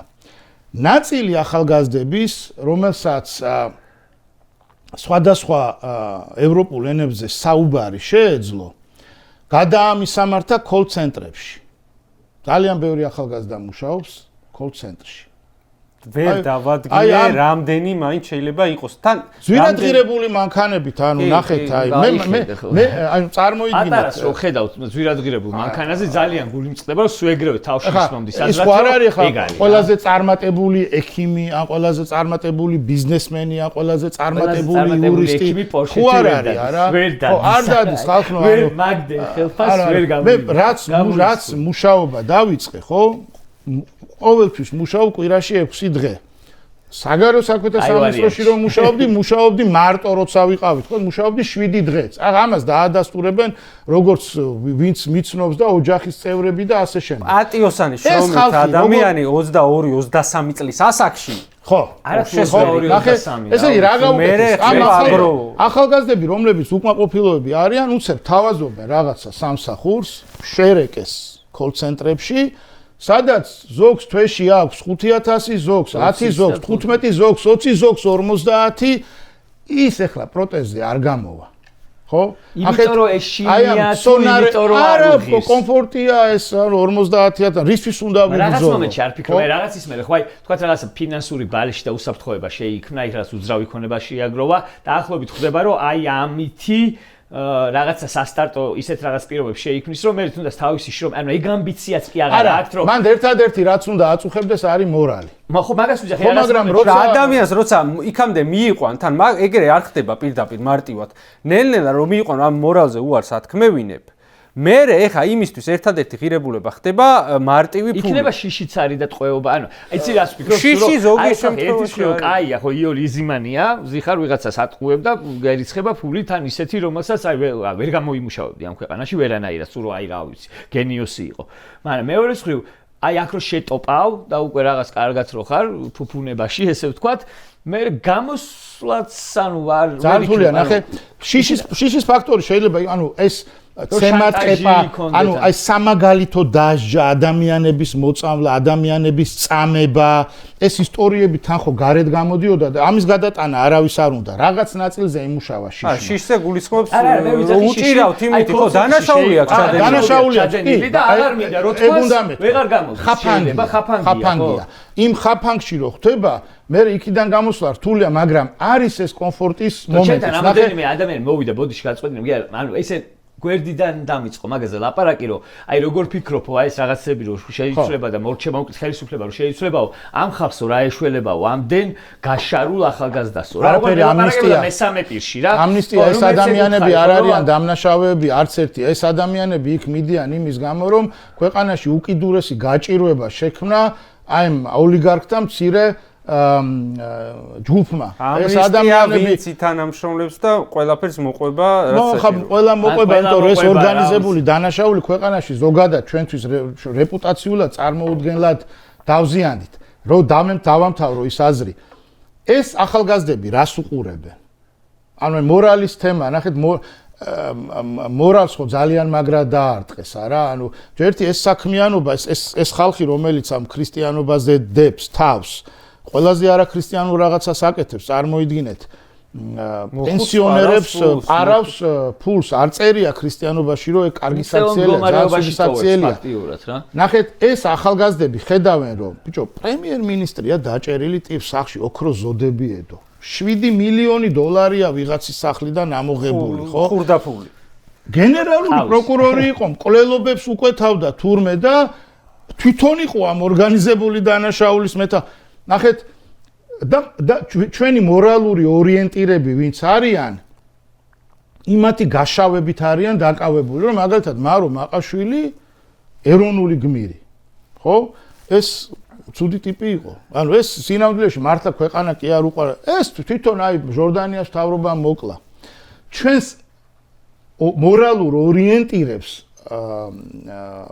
აუფასურებენ შეურაცხყოფას აყენებენ ყველა საზოგადოებას აქვს რაღაცა ჩვენი მორალური ორიენტირი არის არ ვიცი ილია ჭავჭავაძე ჩვენი მორალური ორიენტირი არის ექვთიმე თაყაიშვილი ხო ანუ ნახეთ ერთ-ერთმა პროპაგანდისტმა ის თქვა რომ აქედან განძი რო წაიღეს გაანიავესო განძი აღნუსხული იყო შესაბამისი დოკუმენტია შედგენილი და იმის თანახმად არის ჩაბარებული ანუ მორალურად ხრწნიან ამ ადამიანებს ეს ერთი ნაწილი ვინც ენები იცოდა ვინც ენები არ იცის ის ნაწილი სად არის ლოგიკურად ჩდება ეს კითხვა იცით სად არის ქუჩაში რო გავდივარ და რო გვიკვირს ესენი რანაირი პოლიციელები არიან ხო ფორმა ჩააცვეს და მიცეს 1500 ლარი ხელფასი და უთხრეს რომ თუ ამა ჩვენ ცემ ხო ანუ არც ერთი უცხო ენა რომ არ იცის ვიღაცები წავიდნენ როგორც წესი ასეთი ახალგაზრდები ხო არ გამოირჩევიან ყველაზე კარგი განათლებით. რა არის მათი ვთქვათ კიდე პერსპექტივა, ხო? ესენი აქაც პერსპექტივას თავაზობენ, რომ პოლიციელი იყავი. გალახავ, ეხლა იმასთან ყველაზე ადვილად მოქმედებს პროპაგანდას, რომ ესენი ბიჭო ქართველობას ებრძვიან, შენ აზე ხარ, ესენი ამათ რა იმაზე ყველაზე აი ვიც ენები არ იცის და რომ დავფიქრდეთ რა ვიც ენები არ იცის ამაში ვერ ვაძლევ ამას ზატო ქართველობაში ვარ და თან ეუბნება რომ აი ქართველობა ბიჭო აბა რა 500 ლარი პრემია და მე 20 ლიტრა ცხარი მოდა შეუბერეთ რა ქართულად ხო აი საწავი და ახალგაზრდები საწავიდან ახალგაზრდები პლუს ამას არის კონცენტრები და პოლიცია მე არ მინახავს უნივერსიტეტში ამდენი ფორმიანი ახალგაზრდა ანუ სამართლის სკოლის სტუდენტები ამდენი ფორმიანი მე არ მინახავს. პლუს ამას 20 წლის წინანდელ პერიოდთან და თუნდაც 15 წლის წინანდელ პერიოდთან შედარებით არის ბევრი ონლაინ გართობით არიან დაკავებული ხო 1000 აპლიკაციები ეგენი ხო გამოვიდნენ მაინც პროტესტზე. ხო ერთი რაღაცაა რა კიდევ ნახეთ გაუნათლებელ ადამიანს ყველაზე მეტად აქვს აი ეს ჭარბი ძალაუფლებისკენ ისა რა აი ეს წარმოიდგინე ფორმა ჩააცვა ამ ახალგაზრდას რომელმაც ეხა ენები თუ არ იცის სხვა პერსპექტივა თუ არ აქვს ხო ასეთი ახალგაზრდა საკუთარი თავის დამკვიდრებისთვის მიილტვის უფრო მეტი ძალაუფლებისკენ და ამ ძალაუფლებას თუ მე ახლა მიდი იძალადე არავინ არაფერს არ გეუბნება ხო შეაფურთხე დემონსტრანტს, აგინე დემონსტრანტს, ცემე, აწამე, ხო?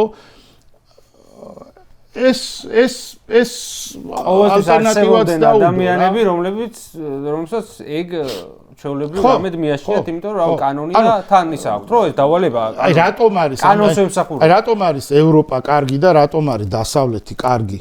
იქ არის განსაკუთრებული კონტროლი ზუსტად ძალოვან სტრუქტურებზე.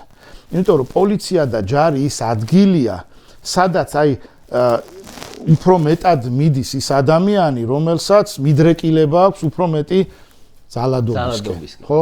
არა, ანუ აი მე რატო არასდროს არ მქონია სურვილი რომ იქ ყოფილიყავი. ხო, აქ არის გულისხმობა, ეხლა რომ იქ პოლიციელობა ყუიბისაც უნდა მოძალადობისკენ არ დაიცვას ეგ სხვა რამეა. ანუ ეს უნარების მაგალითი, ანუ ის კი იმას კი არ იცავს რომ ვისაც პოლიციელობა უნდა ძალადობისკენ არ მიდრეკილი პირიქით, ანუ ვინც არის ძალადობისკენ მიდრეკილი, იმას შეიძლება მიდიოდეს პოლიცია. ხო, აბა ეხლა NGO-ში არ წავა.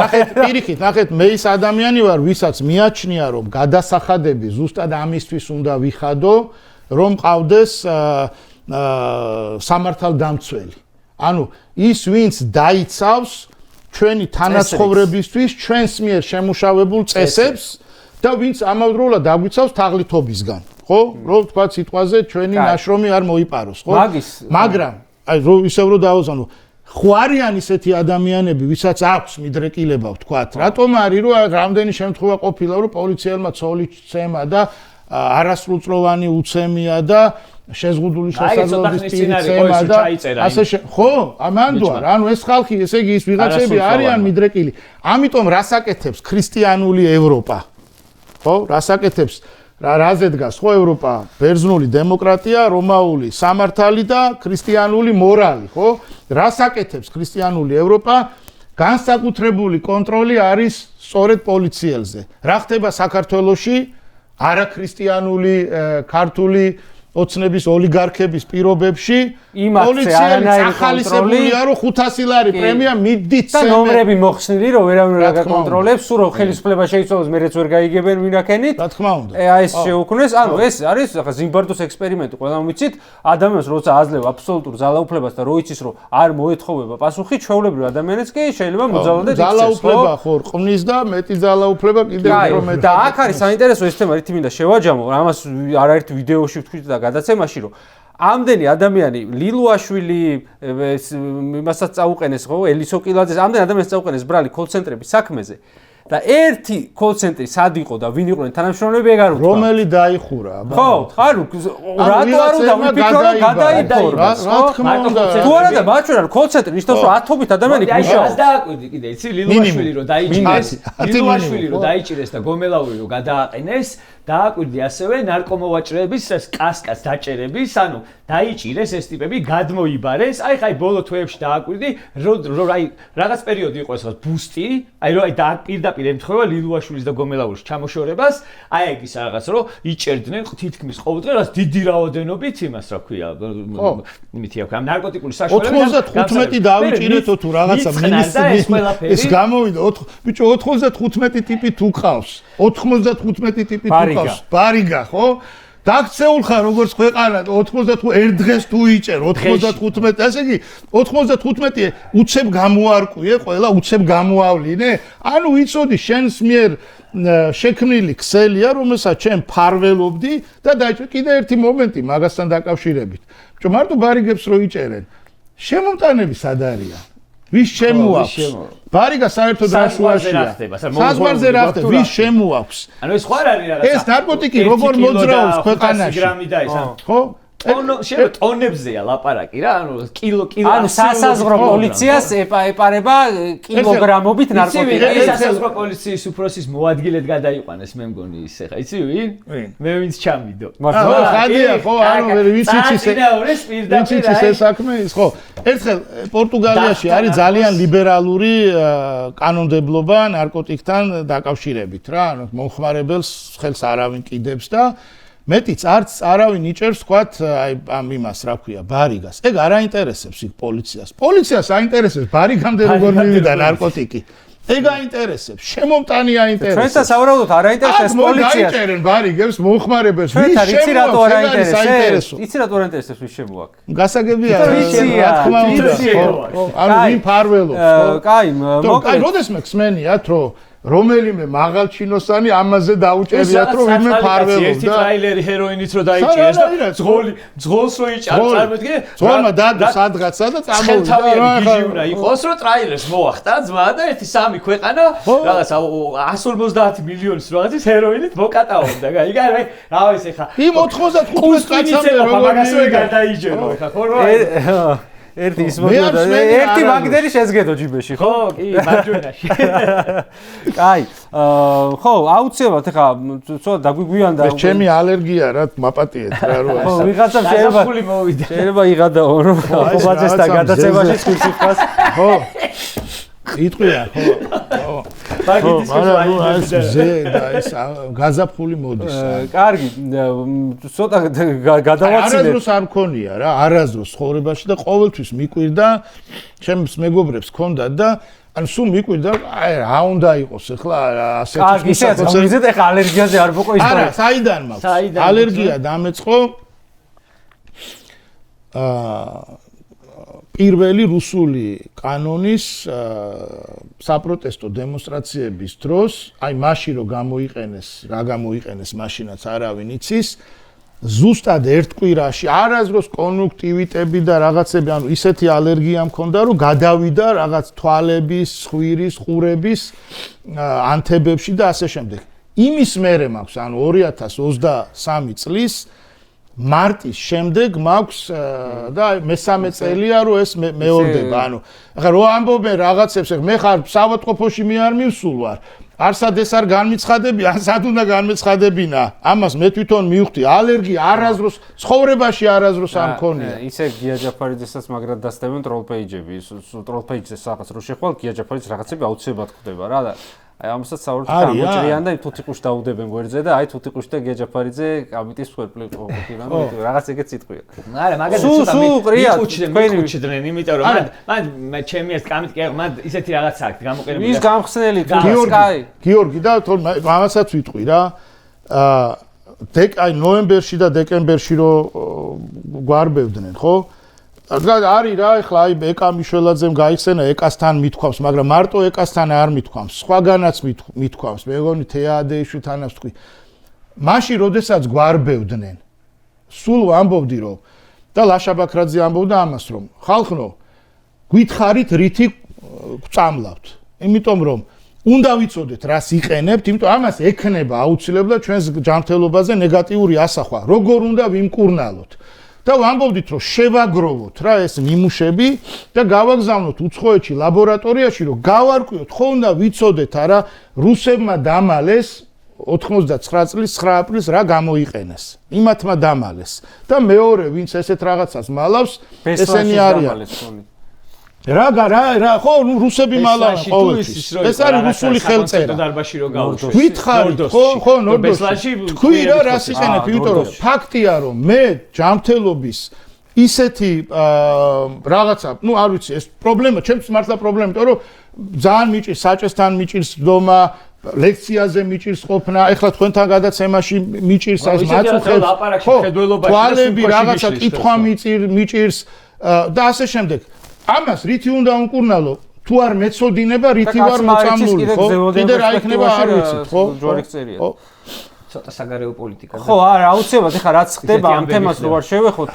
ჩვენი ხომის გარდა ვასრულებთ არა ამ თემას რო შევეხოთ და მე აუცილებლად ხო ხო არა ირანთან დაკავშირებით ხო ალბათ კითხვაც არ უნდა ალბათ და ასევე ეს საჰაერო თავდაცვის თემა რო აქტუალური გახდა ეხა იქ დრონების ჩამოვარდნა და აუცილებლად ძნელი არ გაგახსენდეს ალასანიას რაზე მოვიდა კონფლიქტი კონცეპტთან და რასაც შეეწირა საბოლოოდ როგორც პოლიტიკური ფიგურა საქართველოში ხო ანუ ამ კონტექსტში რას უნდა აკეთებდეს პასუხისმგებლიანი ხელისუფლება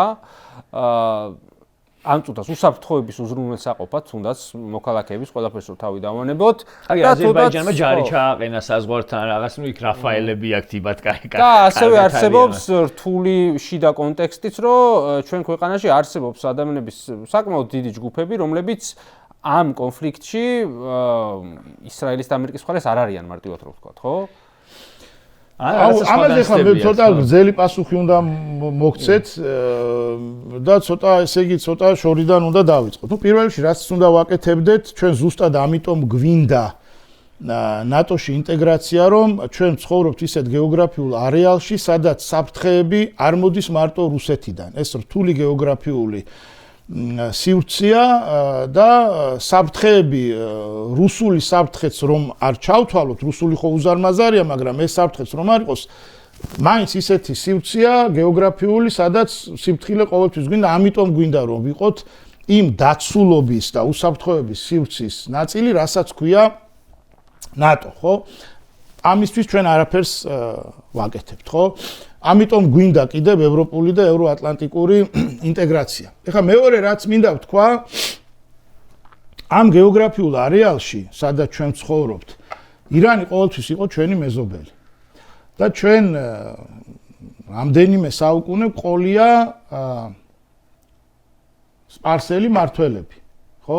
მაგალითად ვახტანგ გორგასალი იყო სპარსული წარმომავლობის. მირიანი იყო სპარსული წარმომავლობის.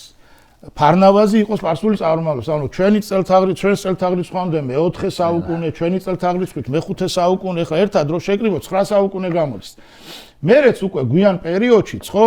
ერეკლე პირველს ისინი ნაზარ ალი ხანს უწოდებდნენ. ვახტანგ მე-6 ყავდათ იქ დიდი ხანი. როსტომი აგერ გამოუშვეს, როსტომ მეფე გამოუშვეს, სპარსელი იყო ასევე. უკვე ცოტა გვიან საუკუნეებშიც. ერეკლე მეორეც იზრდებოდა სპარსეთის შაჰის კარზე. ანუ მე იმის თქმა მინდა რომ ჩვენ სპარსელებთან გვაქვს ისტორიული მეზობლობა და სპარსული თუ ირანული კულტურის გავლენა და პოლიტიკური გავლენა საკ ყოველთვის იყო ძალიან დიდი. რასაკვირველია, ჩვენ ეს უნდა გავითვალისწინოთ. ხო? ჩვენ ვიცით გვაქვს გამოცდილება ირანთან 3000 წლიანი თანაცხოვრების. იშვიათად მშვიდობიანი, უფრო მეტად არამშვიდობიანი, მაგრამ ეს გამოცდილება გვაქვს. ანუ მეზობელთან მიმართებაში რასაკვირველია, უნდა ვიყოთ უფრო მეტად ბრთხილი, ვიდრე თქვა სხვა შემთხვევაში. აქ აუცილებლად ხდება კითხვა. ირანს როცა ამბობთ, ირანთან როგორ უნდა ვიყოთ?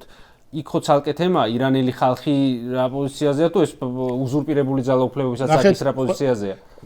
ყველაფერი გასათვალისწინებელია. მათ შორის გასათვალისწინებელია იმავე ირანთან ურთიერთობაში საერთაშორისო კონტექსტი. ჩვენ ამოვარდნილად არ ვართ რეგიონი, ხო? ეს რეგიონი თლიანობაში საერთაშორისო ურთიერთობათა სისტემის ნაწილია. ყოველთვის უნდა ვითვალისწინებდეთ, როგორ არის ძალები გადანაწილებული საერთაშორისო ურთიერთობათა სისტემაში. ბოდიში, აქ ვიტყვი, ჩემას ვიტყვი რაღაცა. არა, უნდა დავასრულოთ, თორე ვერ. ნახეთ, ოღონდ, როცა ჩვენ მეზობელ სახელმწიფოსთან რაღაცა ურთიერთობა გვაქვს, ეს ურთიერთობა უნდა გამომდინარეობდეს ჩვენი ეროვნული ინტერესებიდან. ჩვენს ეროვნულ ინტერესებს საერთაშორისო კონტექსტის გათვალისწინებით და ორმხრივი ურთიერთობების გათვალისწინებით არ ეხმარებოდა, ჩემი აზრით, ეწინააღმდეგებოდა ის, რომ კობახიძე ძალიან მოკლე დროის განმავლობაში ორჯერ იყო ჩასული ირანში, არაოფიციალური ვიზიტით, რაიმე ვიზიტი კი არ იყო, არა. ჩასული იყო ერთხელ პანაშვიდზე და ერთხელ ინაუგურაციაზე.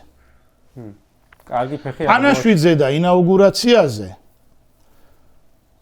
კიდევ ამბობ, რომ ეს ისევ ქართული ოცნების პროპაგანდისტულმა მანქანამ რომ რამე სხვანაირად არ დაატრიალოს. ანუ ის რო არ თქვა, რომ აბა რა, ირანი მეზობელია და აბა რა უნდა გვექნა, აბა შენ რა არა. ირანი რომ მეზობელია, იქ შეგიძლია გააგზავნო საგარეო საქმეთა სამინისტროს შესაბამისი დეპარტამენტის დირექტორი, თუნდაც დირექტორის ელჩი მივიდეს რაღაცა. არა საგარეო საქმეთა მინისტრი. რატო? შეგიძლია გააგზავნო მაგალითად სოფლის მეურნეობის მინისტრი. არ არის საჭირო საგარეო საქმეთა ministris გაგზავნა. ანუ საერთაშორისო ურთიერთობებზე მიუთითებს ეგ. არ გვჭირდება, ჩვენ არა გვაქვს ირანთან დღეს ის ურთიერთობა. მაგალითად წლების განმავლობაში ირანი არ უჭერდა გაერთიანებული ერების ორგანიზაციის გენერალურ ასამბლეაში ჩვენს ჰუმანიტარული შინაარსის რეზოლუციას დევნილების დაბრუნებას. კი ბატონო, გაუშვი სოფლის მეურნეობის მინისტრი. ანუ ირანელებთანაც კარგად ვიქნებით და საერთაშორისო კონტექსტიც კარგად იქნება გათვალისწინებული. ანუ ჩვენს საერთაშორისო პარტნიორებთანაც პირნათელი ვიქნებით. ეს იყო შეცდომა. ოღონდ ეს იყო განზრა გაკეთებული შეცდომა. თუ განზრა გაკეთებულია შეცდომა, ხო? მაშინ და ჩადენილია ეროვნული ინტერესების წინააღმდეგ. ეს დანაშაულია, ხო? ხო, მეთანხმებით, ხო? ანუ კი, მაგრამ რაღაცა უნდა თქვა ხა კოცების დასაცავად. არა, ანუ ნახეთ მე ახლა ზუსტად ისევ თქვი რომ მე იმას კი არ ვამბობ რომ იქ არავინ უნდა ჩასულიყო. არა, რაღაც თქვა მინდა და ამაზე თქვენი აზრი მაინტერესებს. ზუსტად მაგაზე. მე იმაში გეთანხმებით რომ აი ეს ჩასულები და იქ პანაშვიძე და ძირს ამერიკა ძირს ისრაელს როყურიანი იქ დგომა ის იყო სიკვდილი ბოდიში. ხო, ეს იყო კატასტროფა. მაგრამ უშუალოდ ამ დღეების განმავლობაში ოფიციალური განცხადებები რაც გაკეთდა სამძიმრების მე ამაში ხოცებს არ ვამტყუნებ აი მაგ განცხადებების ტექსტებში პრობლემა ვერ დავინახე რა იყო პრობლემა გეტყვით მივალ აქამდე ზოგადად განცხადებამდე მიმიყვანეთ რა განცხადებამდე მივიდე მე როცა მივდივარ სადღაც ხო მე ვერ გავაკონტროლებ იქ ვინ რას დაიყვირებს ანუ ის რომ თქვათ იქ ვიღაც დარბაზში დაიძახებდა სიკვდილი ისრაელს და სიკვდილი ამერიკას ამას ყობახიძე ვერ გააკონტროლებდა მაგრამ ყობახიძემ ზუსტად იცოდა რომ იქ იმყოფებოდა ჰამასის და ჰეზბოლას ლიდერები ეს ზუსტად იცოდა უფრო მეტიც იცით რა მანძილზე იდგა ჰამასის ლიდერისგან? აი რა მანძილზეც ახლა ჩვენ ვხედვართ ერთმანეთისგან. გაუმართლა რომ იქ მაშინ არ დაარტყამენ. ნახეთ, პეიჯერზე რომ მესიჯი არ მოვიდა მაგ დროს. დაუშვათ რომ ეგ არ გაღელვებს და ამორალური ხარ და არ გაღელვებს თქვათ ის რომ ჰამასი არ არის ყველაზე კარგი ორგანიზაცია. არ გაღელვებს ის რომ ჰამასი ბევრ სახელმწიფოს ტერორისტული ორგანიზაციების სიაში ყავს, ნუსხაში ყავს შეყვანილი. და ჰეზბოლას საკითხი რთული საკითხია ჩვენი სახელმწიფოსთვის. ეხლა ნუ გამაშლევინებთ ყველაფერს ვერ ვიცით, ხო? არ გვინდა, ხო? ის მაინც ხო უნდა გაღელვებდეს რომ ამ ჰამას აფხაზეთი და ცხინვალის რეგიონი აღიარებული აქვს როგორც დამოუკიდებელი სახელმწიფოები. ჰამასი არის ორგანიზაცია, რომელიც არ ცნობს საქართველოს ტერიტორიულ მთლიანობას. ჰამასი ის ორგანიზაცია, რომელიც არ ცნობს საქართველოს სუვერენიტეტს, მის მთელ ტერიტორიას. ეგ ირანის პროქსია თან, ხო და აი, ნახეთ, არ გაღელვებს თქვადეს. აი, არ იცი რომ ირანის პროქსია. გაუნათლებლებით შეიძლება იყოს, ხო? არ იცი რომ ირანის პროქსია, არ იცი რომ რუსების პროქსია. ის ხომ იცი რომ ჰამას აფხაზეთი აღიარებული აქვს დამოუკიდებელ სახელმწიფოებრივ. ნუ ეგრე პუტინთან ერთადაც იყო რომელიც უშუალოდ არის ოკუპანტი. კიდევ ვამბობ, ნახეთ, პუტინთან ერთად ერთ სივრცეში შეიძლება მოხდა. შეიძლება მოხდა. მაგრამ ჰამასთან სხვაგან ვერ მოხდები თუ ეს სპეციფიკური ჰამასთან ვერ მოხდები ხალხო, სხვაგან ხდებით. ვერ მოხდები. და თუ გინდა ვაიდავა ძირაში იჩალიჩო რომ იქ მოხდე რა. ანუ უნდა იჩალიჩო რომ აი იქ იყო. აი ეგ, ხო, არის საქართველოს ეროვნული ინტერესების წინააღმდეგ კაი აქ შემოდის ახლა თავარი კითხვა მე ჯერ არ დამთავრებე ვაგრძელებ რომ დავიწყე მივდივარ ახლა იქ რა აიცა ხოდა მად თავარი კითხვა შემოდის ერთი წამი ახლა ამ ყველაფერს რო ყვებით ამ ყველაფერს როგორ არ მოყვა იმ წონის რეაქცია და აი ხა თქვენ რასაც ლაპარაკობთ ამას ხო იგივე ამერიკაც ხედავს ისრაელიც ხედავს დასავლეთიც ხედავს. არა მგონია რომ ეხა ამას სადაზვერო მასალა არ ჭირდება, მაგას ტელევიზორში იყო გამოსული, ხო? და თქვენ ფიქრობთ რომ ტრამპის ადმინისტრაციაში ეს არ იციან? კარგად იციან. არა, რო იციან, ეს უბრალოდ ხელის არ ჩამორთმევის და აქამდე ვენსის არ ჩამოსulis გარდა უფრო კაფიო ნაბიჯებში როგორ არ გადაითარგმნათ. საქართველოს არის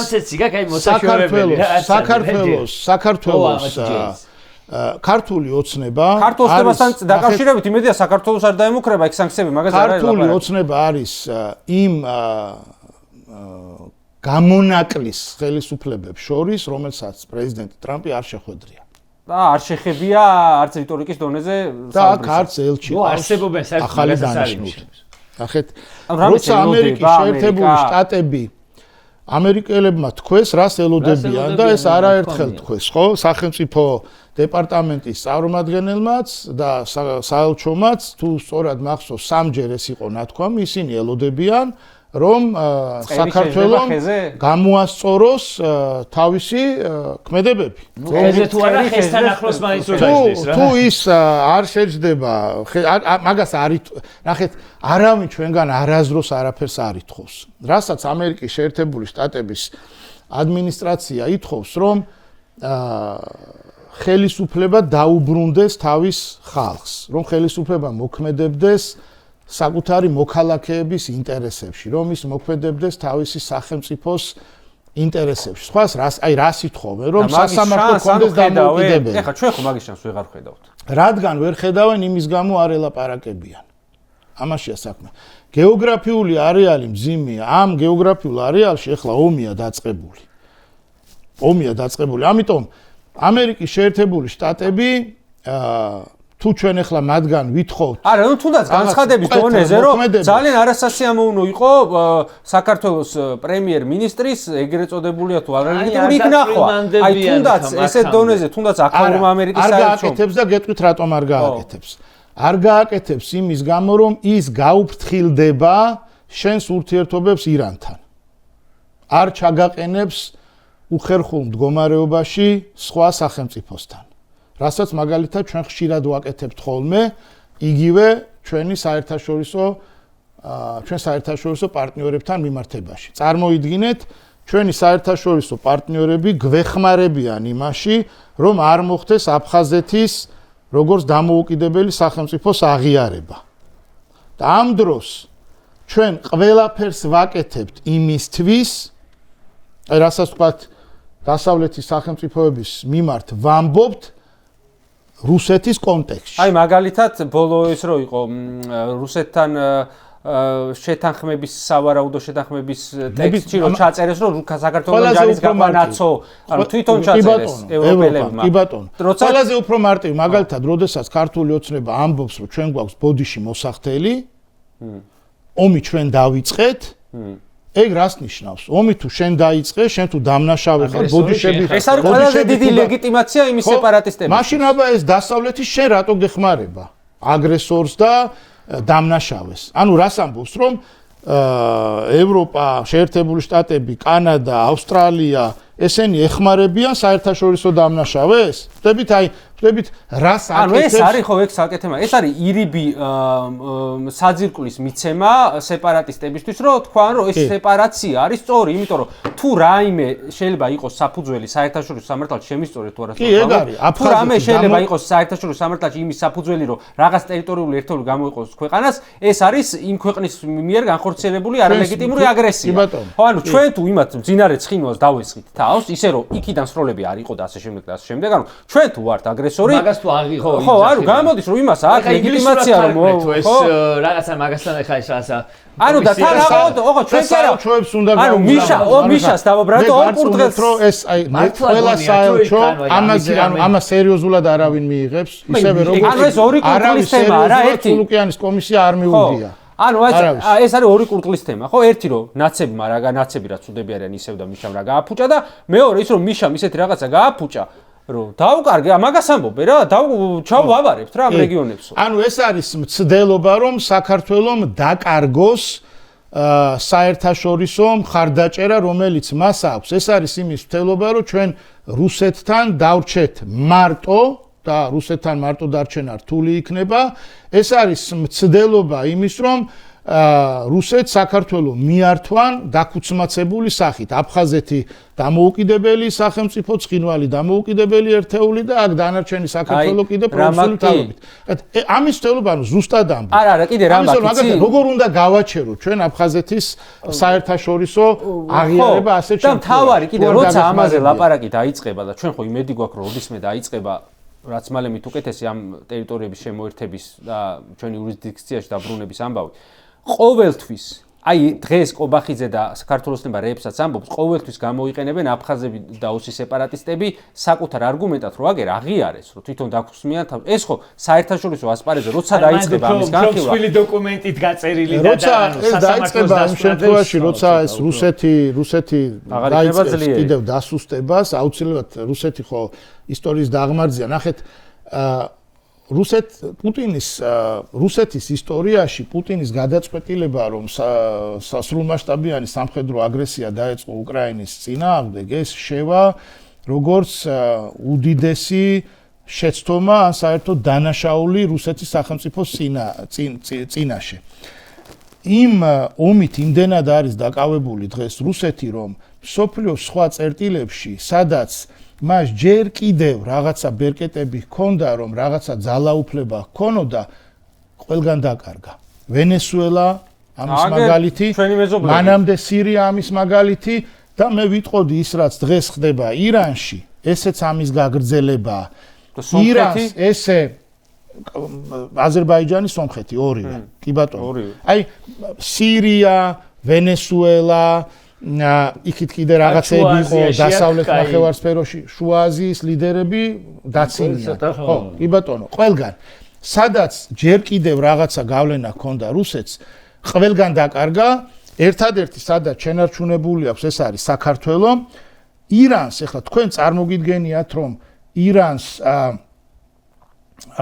შეერთებული შტატები და ისრაელი დაარტყამდა იმ შემთხვევაში, თუ რუსეთი არ იქნებოდა სრულად დაკავებული უკრაინით? მე მგონია რომ არა. მე მგონია რომ ეს ვერ მოხდებოდა. რა თქმა უნდა, ირანელი ხალხის აჯანყება აქ იყო ტრიგერი და მორალური საყრდენის მიცემი. ზეწოლა, მოვიდა ზეწოლა რა, იმიტომ რომ ტრამპი, რომელიც ამბობს, რომ ომებს აჩერებს და ასე შემდეგ, ასეთი ტიპის პრეზიდენტია, საერთაშორისო თანამეგობრობა ეკითხება, რომ ამ ხალხს რო ხოცავს ირანის ხელისუფლება, რა არის შენი რეაქცია. და ბევრი იყო ნაწყენი, რომ რატომ თქვა ის, რომ დახმარება გზაშია, რატომ არ დაეხმარა. ნუ ეხა ერთ დღეში ძალიან პრაგმატულად მოიქცა ვენესუელასთან დაკავშირებით, ძალიან პრაგმატულად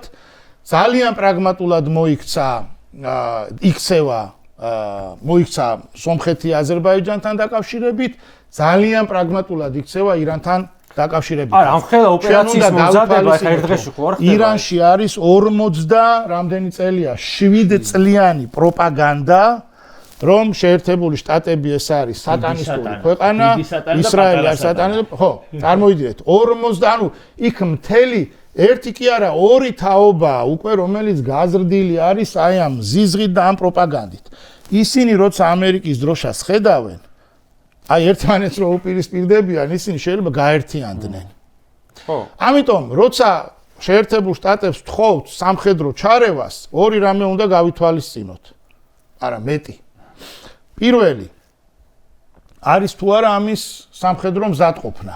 შეერთებული შტატები მოაგროვა იქ ჯარი და მერე დაარტყა, ესე ხო არ ყოფილა. შორს არის, რა თქმა უნდა, და რესურსი და ასე შემდეგ. ირანი არის გეოგრაფიულად ძალიან დაცული ტერიტორია, რაც ჩემი აზრით განაპირობებს ირანის სახელმწიფოებრიობის 3000 წლოვან უწყვეტ ისტორიას. ასეთ ქვეყანა ცოტაა. მე მითხარით, აბა კიდევ სხვა, ვისაც უწყვეტი ისტორია აქვს სახელმწიფოებრიობის. მაგალითად, საქართველოს ხო არა აქვს ასეთი ისტორია. საქართველოს სახელმწიფო დაიპყრეს, გაანადგურეს, ხო? სახელმწიფოებრიობის ისტორია გვაქვს, მაგრამ არა დამოუკიდებლობის და რა თქმა უნდა, 1466 წლიდან ერთიანი ქვეყანა აღარ გქონია. კონსტანტინოპოლის დაცემის შემდეგ, ხო? კახეთი ცალკეა, ქართლი ცალკეა, სამგრელო ცალკეა, ის ყველა ცალკეა, ხო? 1918 წლამდე. იმავე რუსეთის იმპერია, თბილისის გუბერნია და ქუთაისის გუბერნია ერთიანი ქვეყანა ხო არ ყოფილა?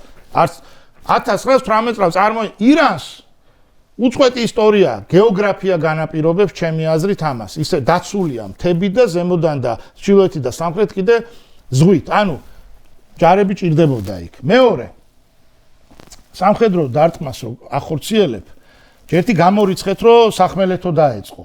სახმელეთო ერაყში იყო, ავღანეთში და ეს გამოცდილება იცის. 100 მილიონამდე არიან, 2 მილიონი კიდე ავღანელი დევნილი ყავს, ხო? შედეგი უნდა იცოდე.